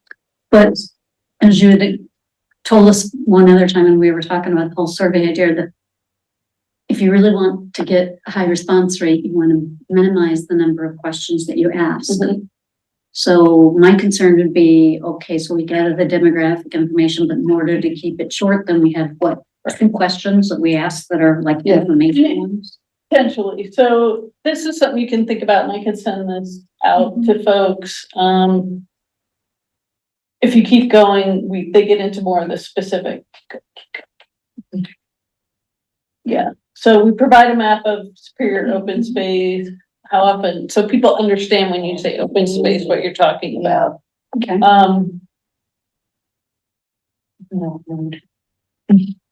And these were similar to what we asked for Coyote Ridge. I just took the Coyote Ridge language out of here. But I mean, some of these I could see relevance for, like when it asks, like, how do you usually get to open space? Well, I guess I could understand the relevance for that. And maybe I'm like clueless, but like when it was asking the ethnic or cultural. well, because I mean, yeah, there's equity and access issues when it comes to trails and. But is anything that we would be Like doing, like disabilities. because we're looking at, well, but the disability is a separate question. Right, right, This is the, are you black, white, right. whatever it was. And primary language, I guess I could get that, because that could be a signage. That's a signage, Right. Yeah, I see value in all of that. Right.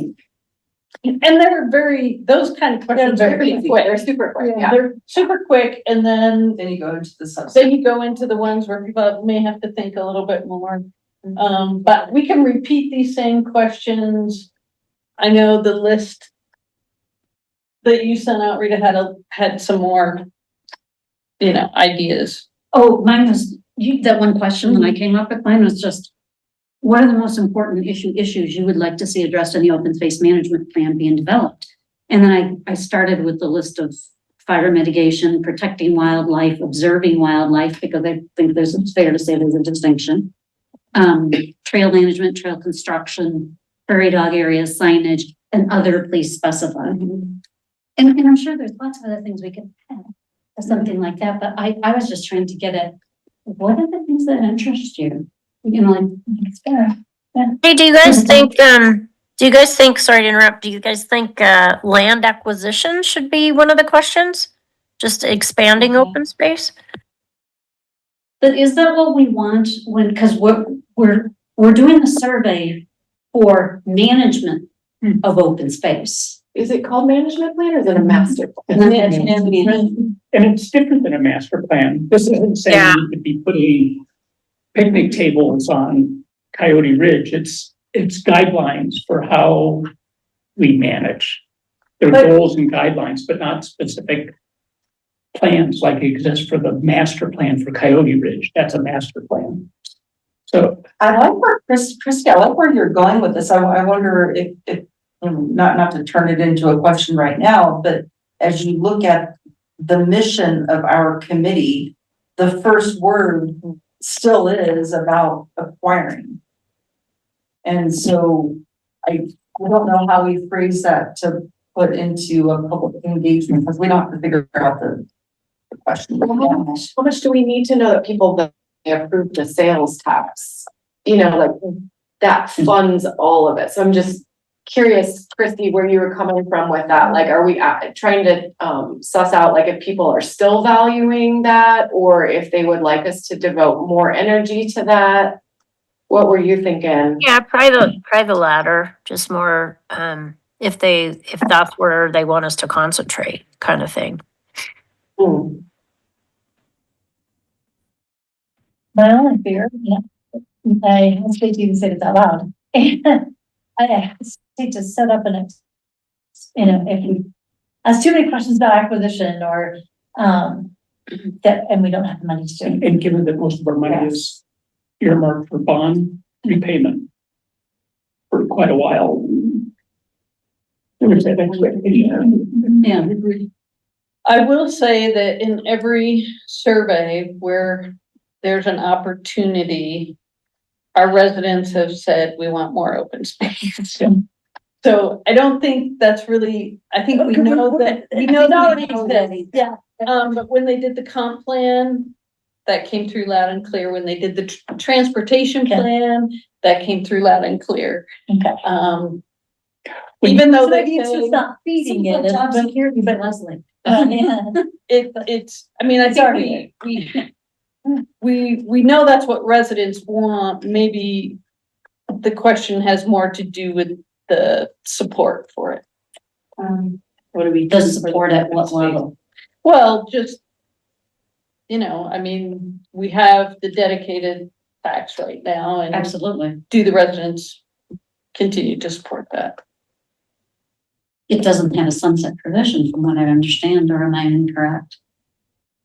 I don't think it does. Well, I share your reluctance with this, Tracy, too, because I also don't think that it's our committee's responsibility to ask about that interest of them. That should, in my mind, come up from outside, unless we're saying we're up with And that's sort of having it, right? But I think that would be something that would go to town council.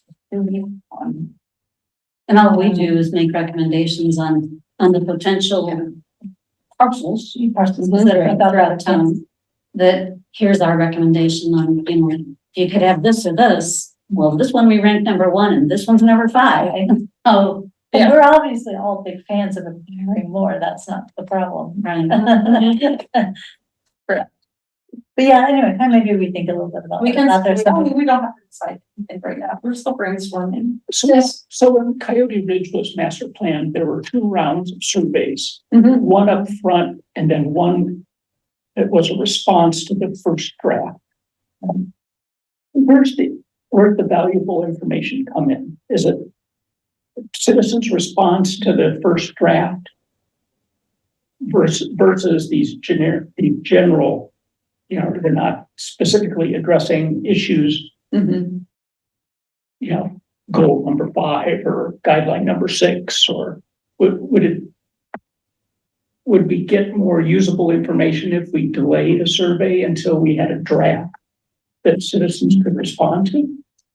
Kind of a catch-22. They want to do the survey in order to do the draft. We might determine at a later point that we need a secondary survey, or we need a different kind of a public engagement. Maybe it's a workshop, maybe it's an open house that we invite people to. But if we want that kind of in-depth interaction about the different goals and strategies and guidelines that we put into this management plan, then I almost think that's something that, those folks who are passionate about open space maybe attend something in person, or we do some kind of interactive workshop situation. But it's certainly a good question. I think we need to do the basic one up front so they can put together the plan. Right, because The then draft. they're having input into what are the basic tenets that residents want to see covered in it, versus here, we'll put together what we think is a generic or cover all bases management plan. And then you guys tell us what to weed out. Well, I don't think a lot of people would go through and read the whole plan. Because as a guess, how long would you expect the management plan, when it's completed, to be, or even a first draft? how many pages? Just ballpark. I mean, I'm a fan of brevity. And I think part of the goal of this management plan is that it's interactive, so it'll be a lot of online mapping, story mapping, visual type of things, and not about a text, you know, like the current one. I mean, there will be a plan that is, you know, a document, but I think that the value comes in that people can go to the website, they can look at our trails, they can look at the different properties. We can say this piece of property is managed this way. Here's the history on this piece of property. So they pick and choose what they want to look at. Yeah. Yeah, I think that's good. That's kind of where we're hoping to be, and maybe the document itself is maybe, you know, 20 pages, and maybe a good part of that is maps. Right. When are we hoping to have this public engagement survey prepared? They were hoping to have it out in April. So March meeting is our last opportunity to Yeah. provide input. On this list of issues, does pond management fall under our jurisdiction, like Bose Pond is? Not really. No? It's not. So our ponds are managed in different ways because they provide different kind of benefit. So several of the ponds are part of our water quality system. It really is managed through our public works department. And it's part of the drainage and water quality throughout town. And if it's called a reservoir, is that It's, thing distinct from the others? Or? yes, absolutely. So like, Because somebody referred to Bose Pond as the reservoir the other day, and I was like, oh, I didn't realize that was a reservoir. But the water quality, you know, we have a company that goes and checks water quality. They test it every month. They give us recommendations. There's state guidelines on what they can and can't do in those areas. A lot of the water quality, a lot of the ponds are for detention. So they're there to mitigate the flow and how quickly the water moves across the surface, or, you know, percolates into the ground. And so I've actually been working with Mile High Flood District to come up with an educational piece talking about the life cycle of a pond. Because I think when people first moved into Superior, those ponds were brand new and there was a lot of open water. Over time, they silt in, you get cattails, you get growth. And that actually is good to a certain point. That's what they want, because it filtrates better, it holds the sediment so we don't get a lot of runoff. There is a point in time when it's like, okay, it's no longer doing that, it's too full.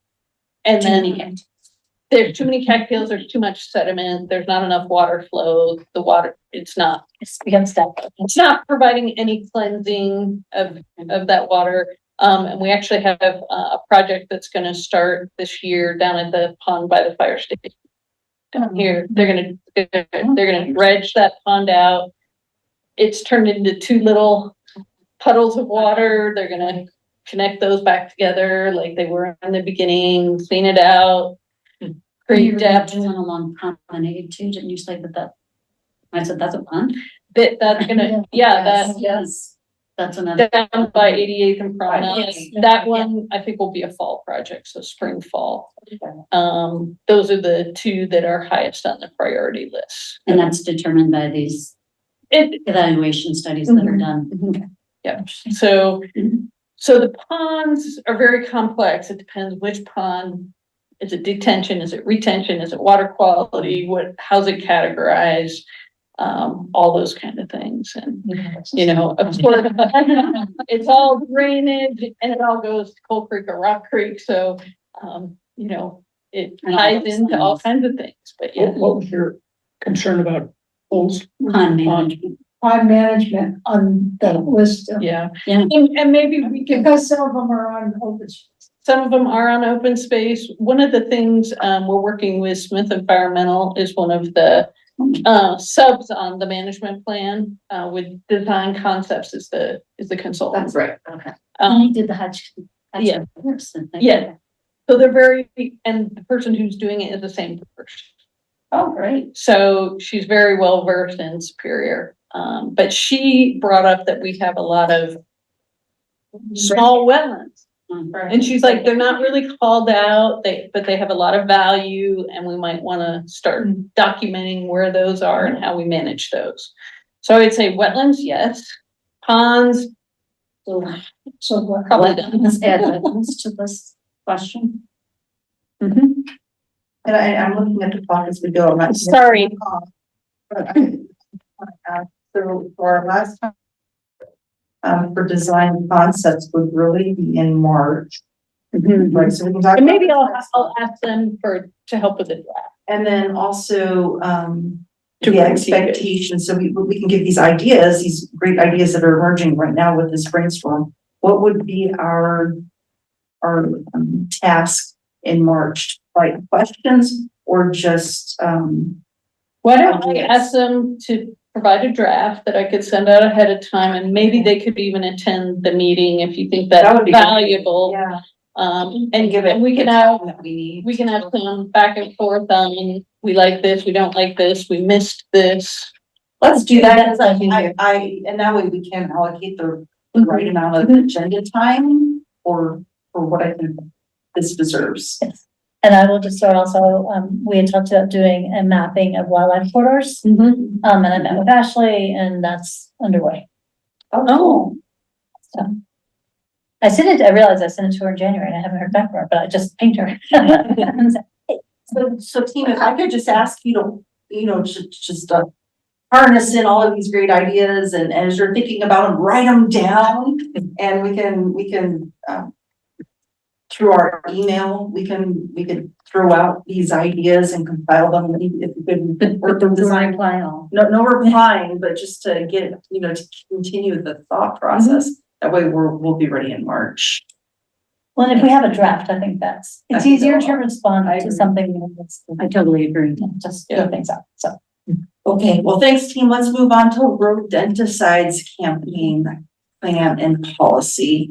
And I'm curious where we stand with that. And I'm also, I don't know, has town council seen that yet?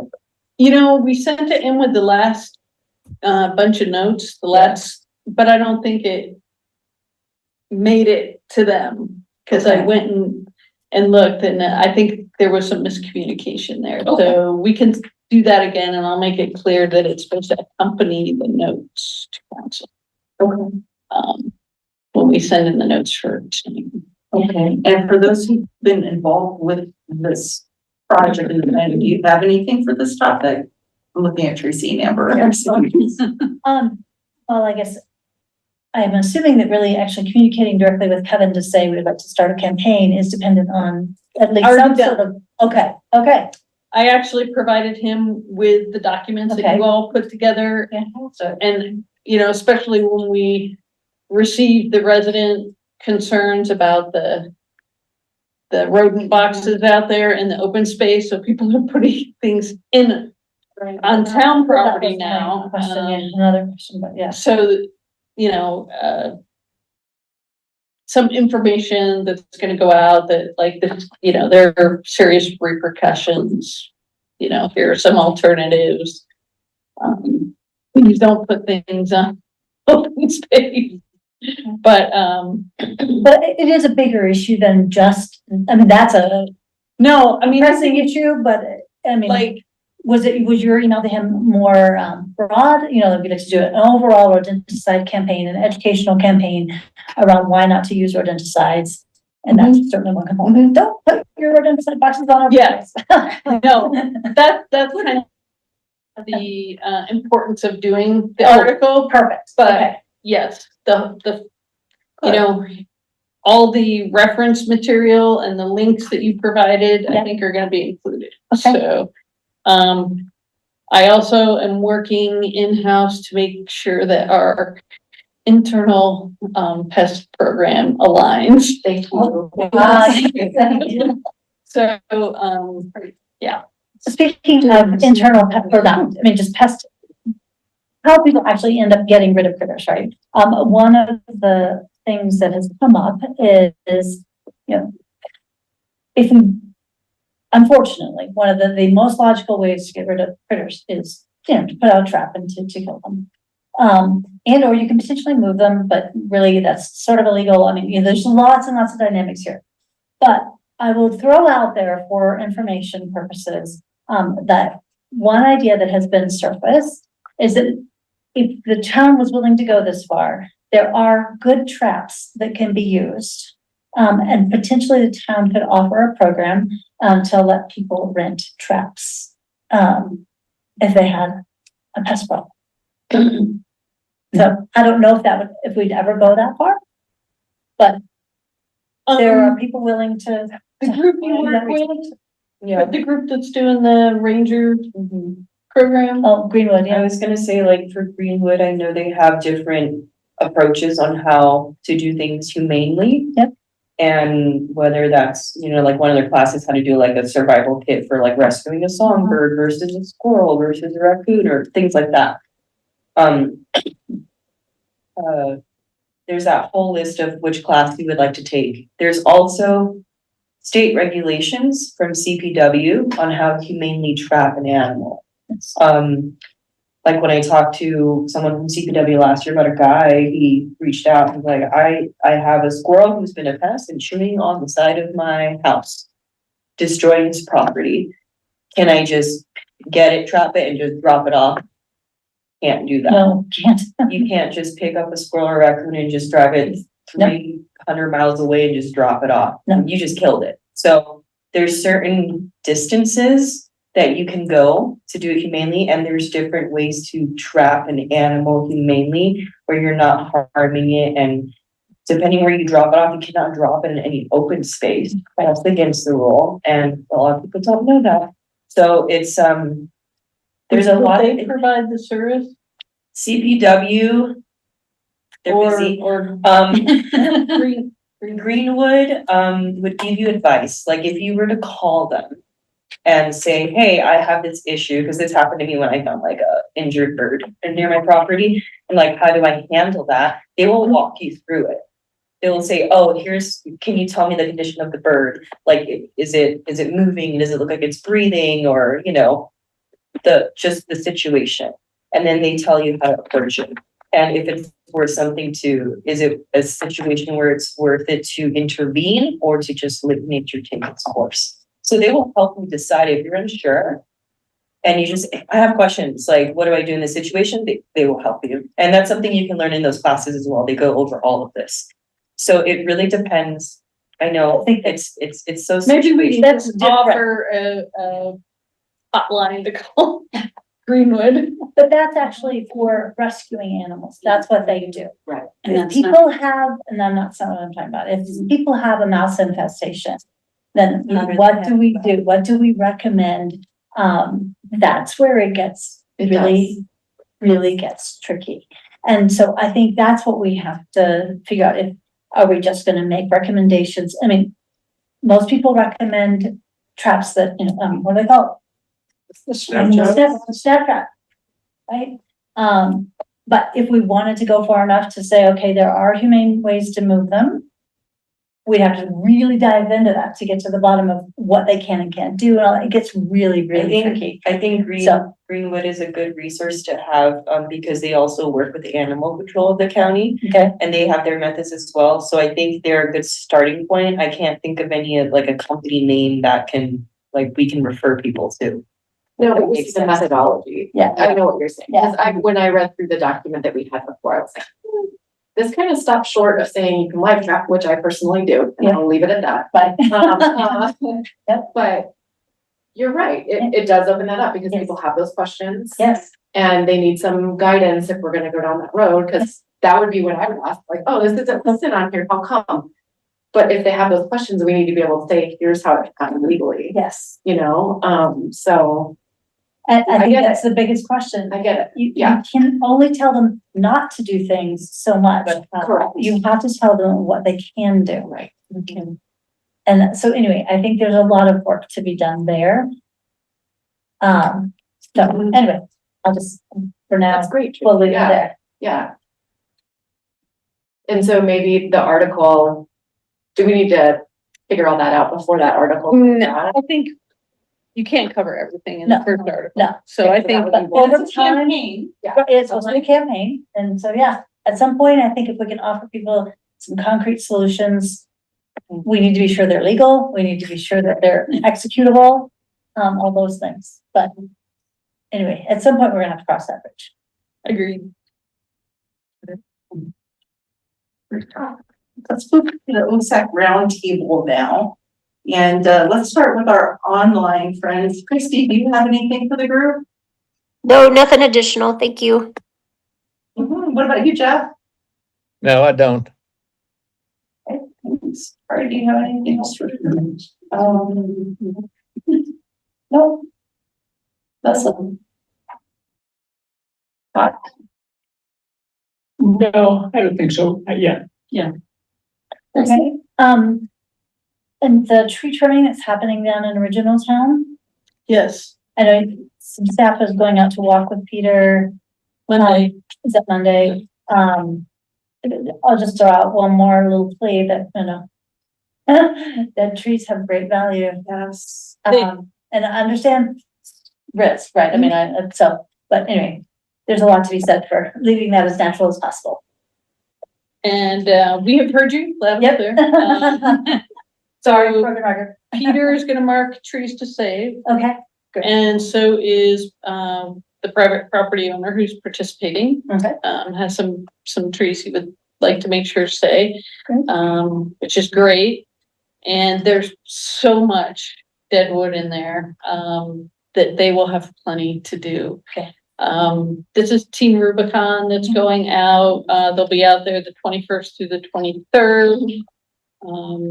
Kind of in that area north of 3rd and Charles and west of 3rd Avenue. Back behind the homes there. There are some very large trees that were fire damaged and they're now dead and they are a little bit of a risk.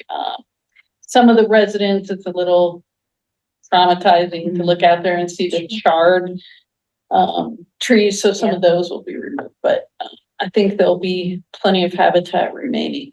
They're bringing in some heavy equipment. It's gonna be a little Disruptive. it'll be a little disruptive, but we're looking at, concentrating that into 3 days. They're bringing in like 40 volunteers each day for 3 days. I haven't participated because I've been broken, but I'm a member. And it's interesting to see the deployment order that went out for this. And so it is good for our town to have that kind of volunteer participation.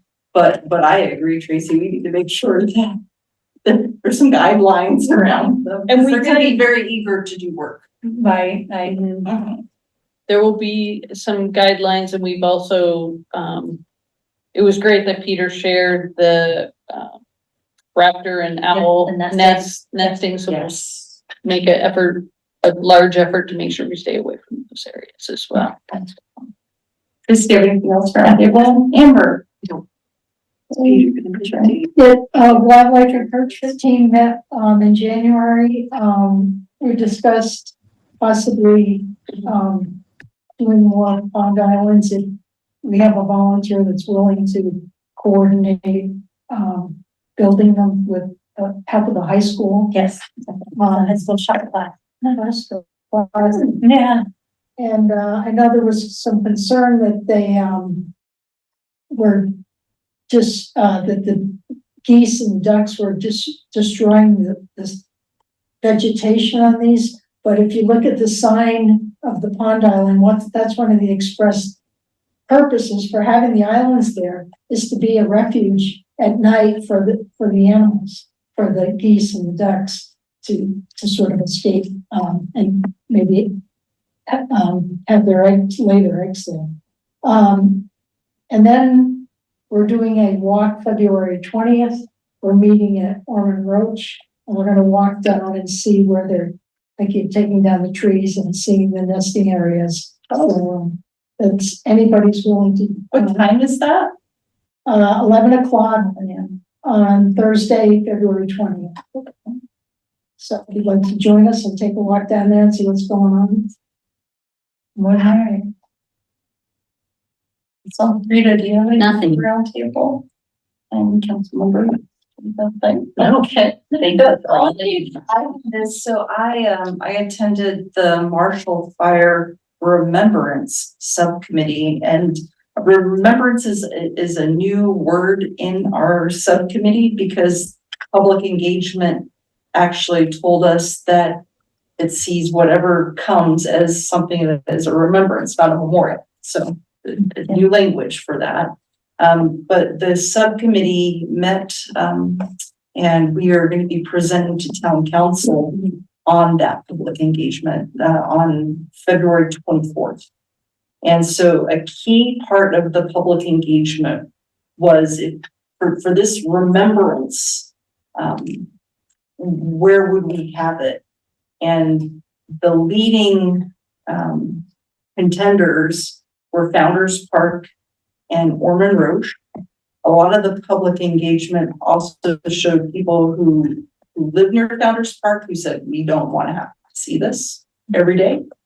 I get that that's what maybe the entire community might have said that they might not live there. And the second choice was Ormond Roach. And so this subcommittee has looked at Ormond Roach as a possible site so that we can remember what happened.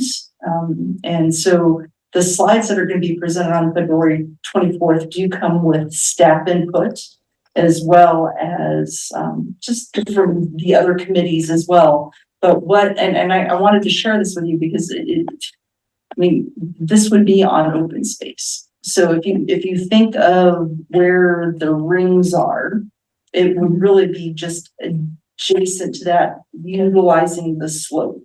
Now, since that is open space and the staff that we've primarily worked with is Leslie, but to make sure that we stay in tune with what we have for expectations for open space, there would be requirements. And the requirements would be that the artist, whoever gets hired to render our town options, it would have to be within the confines of we need something that would blend. We don't foresee any large structures, monuments, anything like that. It would certainly be more passive. And ideally, as you're driving up McCaslin, biking, walking, you would have to know where to look to see it.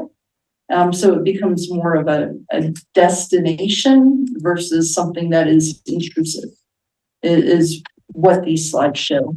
And so what we plan on expressing to town council is we understand this is open space, but this is something that our town has wanted us to do, and we just want to make sure that we do it within the confines of what expectations are.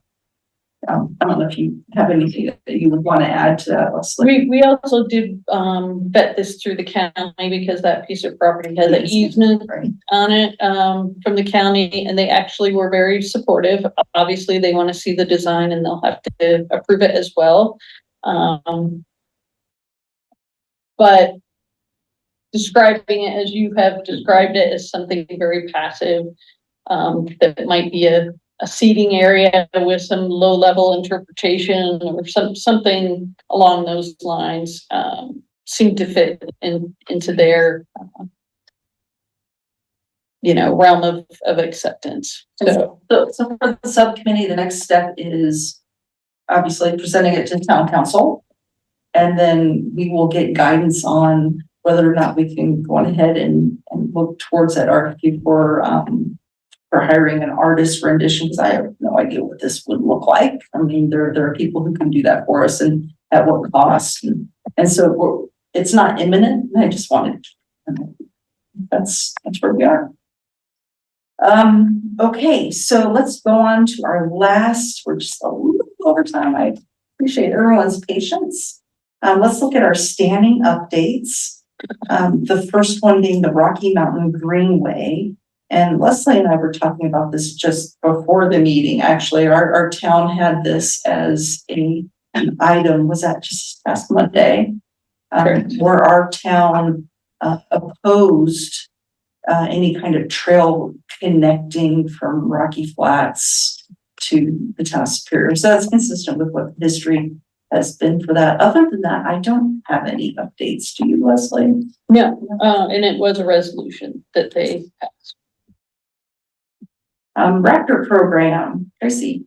Well, I mean, I think you guys all get the same report that I do, so I think we can skip that unless you have any questions. No, that was fantastic. Yeah. The question I had, Peter answered. Okay, perfect. I love the pictures. Oh, yeah, pictures are good, right? Yes. Wildlife monitoring. Yeah, no, it all continues to go well. We're getting consistent reports of coyote and fox, which is interesting because there's, some urban legend perhaps that they don't intermingle. But we're absolutely seeing them in the same locations. So I'm actually considering approaching some researchers, who have been talking about coyotes and fox in the same area and, seeing if they're looking for any more data or anything. Yeah, it might be interesting. So that's the biggie. And then the others, the camera, it has been moved down to original town. Oh, great. We had one coyote sighting on the camera already, which is nice. I sent you guys all invites to join the camera, but I noticed no one responded. So I'm wondering. I wonder if it went to junk. Yeah. I'll go look. You might look for something from Moultrie. And or I can always send you another invite, but, yeah, anyway, I did send them right after our meeting last time, so. Yeah, look, I have another wildlife thing to we did have a coyote inside the goat grazing area. Oh, wow. Was not aggressive. It's actually not in good health. They think it's fur.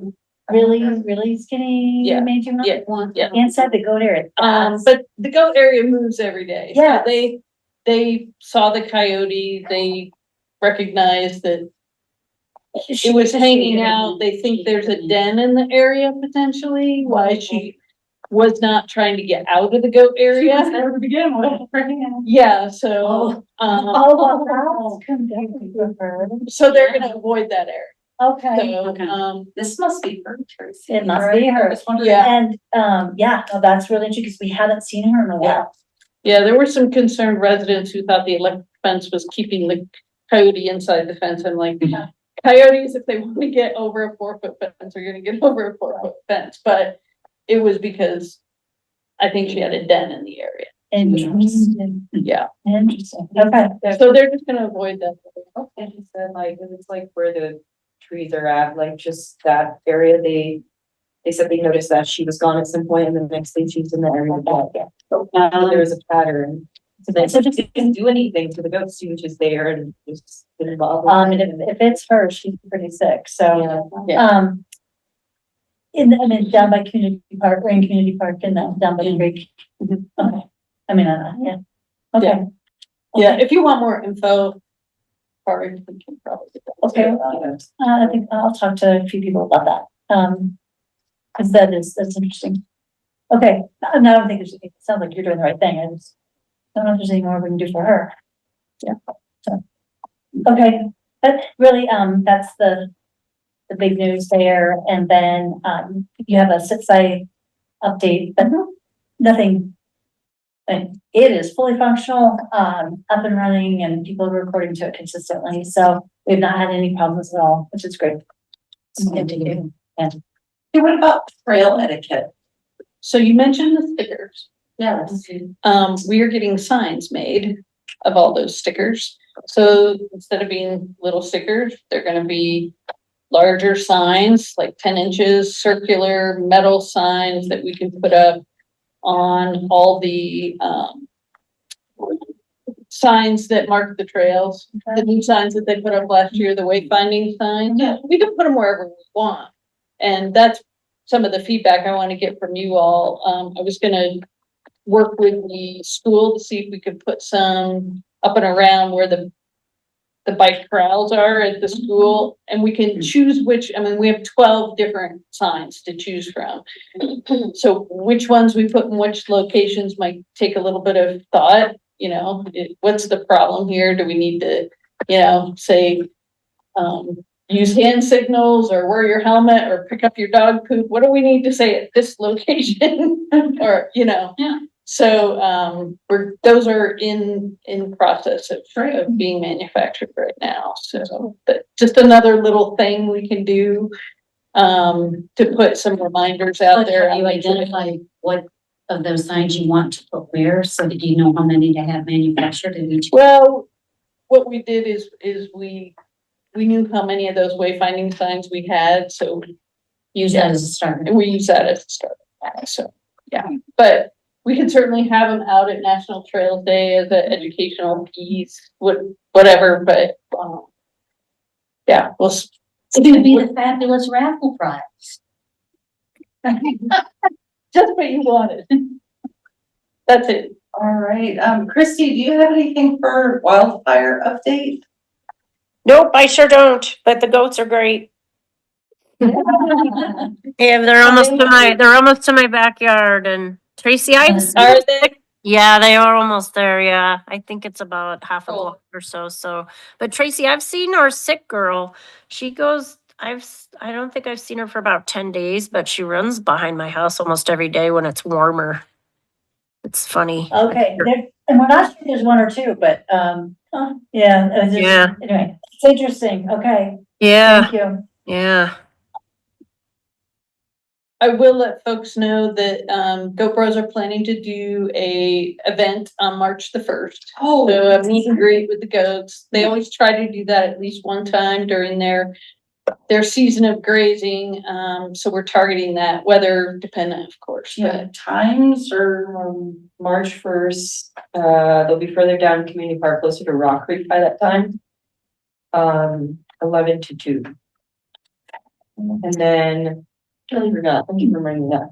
Because comms is gonna put it out, we have the information. So during this engagement, I just want to make sure that everybody can hear me on this. Do not go into the goat enclosure. Don't touch the electric fence. If you're bringing dogs to the encounters, do not let your dogs like approach the goats, and, you know, keep your distance. I have to say that again and again, just because that is the issue we've been getting from, GoPros in the community, and it's an electric fence, so, you know, signs are there. Be aware of your surroundings.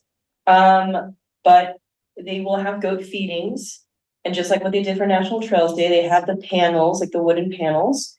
You can only feed them when you purchase the feeding, you can only feed them where the wooden panels are. You're not going like in the enclosure through the electric fence to feed them, especially kids, you know, tempted. So if you're bringing children around, make sure to let them know, because we don't want any incidents happening, and listen to what they're telling you, you know, when they're giving you direction and things like that. But that is the time to have that encounter with them. And there's a lot of baby goats out there too. They're really cute. And this does not encourage you to do this outside of this event. This is the only time you get to do this. I have to say that again. So don't do this, don't feed them when they're working on the other days. This is the only time to do this type of thing. Respect the goats. That's him. Yeah, respect the goats. Just another quick announcement. We have been successful in getting our grant through Boulder County to fund the goat grazing in the cool weather season, which is what's going on now. So that's going to be funded through the Strategic Fuels Mitigation Grant, which is a funding source that will not go away. We have to apply for it every year, but we have applied for a 3-year stint, so we're good for that. And we also are looking at final approval for our FEMA hazard mitigation grant program, which will fund the goats, as well as weed mitigation, and all kinds of other wildfire mitigation efforts. That grant through FEMA will fund the summer grade. So, And is that a 3-year cycle as yes, well? it is. But it's a 3-year done with FEMA. You only get 3 years. There's no repeats on that one. Was that what we did? Well, thank you for that. What about prairie dog update? Nothing other than with our plan, I'll start reaching out, to the contact at Buffalo Chemical Depot. I didn't get a definitive from him last year until June, so we'll know about the potential for that as a translocation site should the need arise, later this year. And, you know, it seems like we've already secured Harding-Listoka as a local site, where if the need arose, prairie dogs could potentially get it. And plug as always that these are natural grazers and they don't cost money. We don't have to contract them, right? They don't do that naturally, in the ecosystem. But I'll be updating that later as that information comes out. Yeah. Okay, last item is the communications update. I feel like we've already addressed that. So, further ado, that concludes our meeting. All right, we'll see you next month. Sounds Yes. Thank you.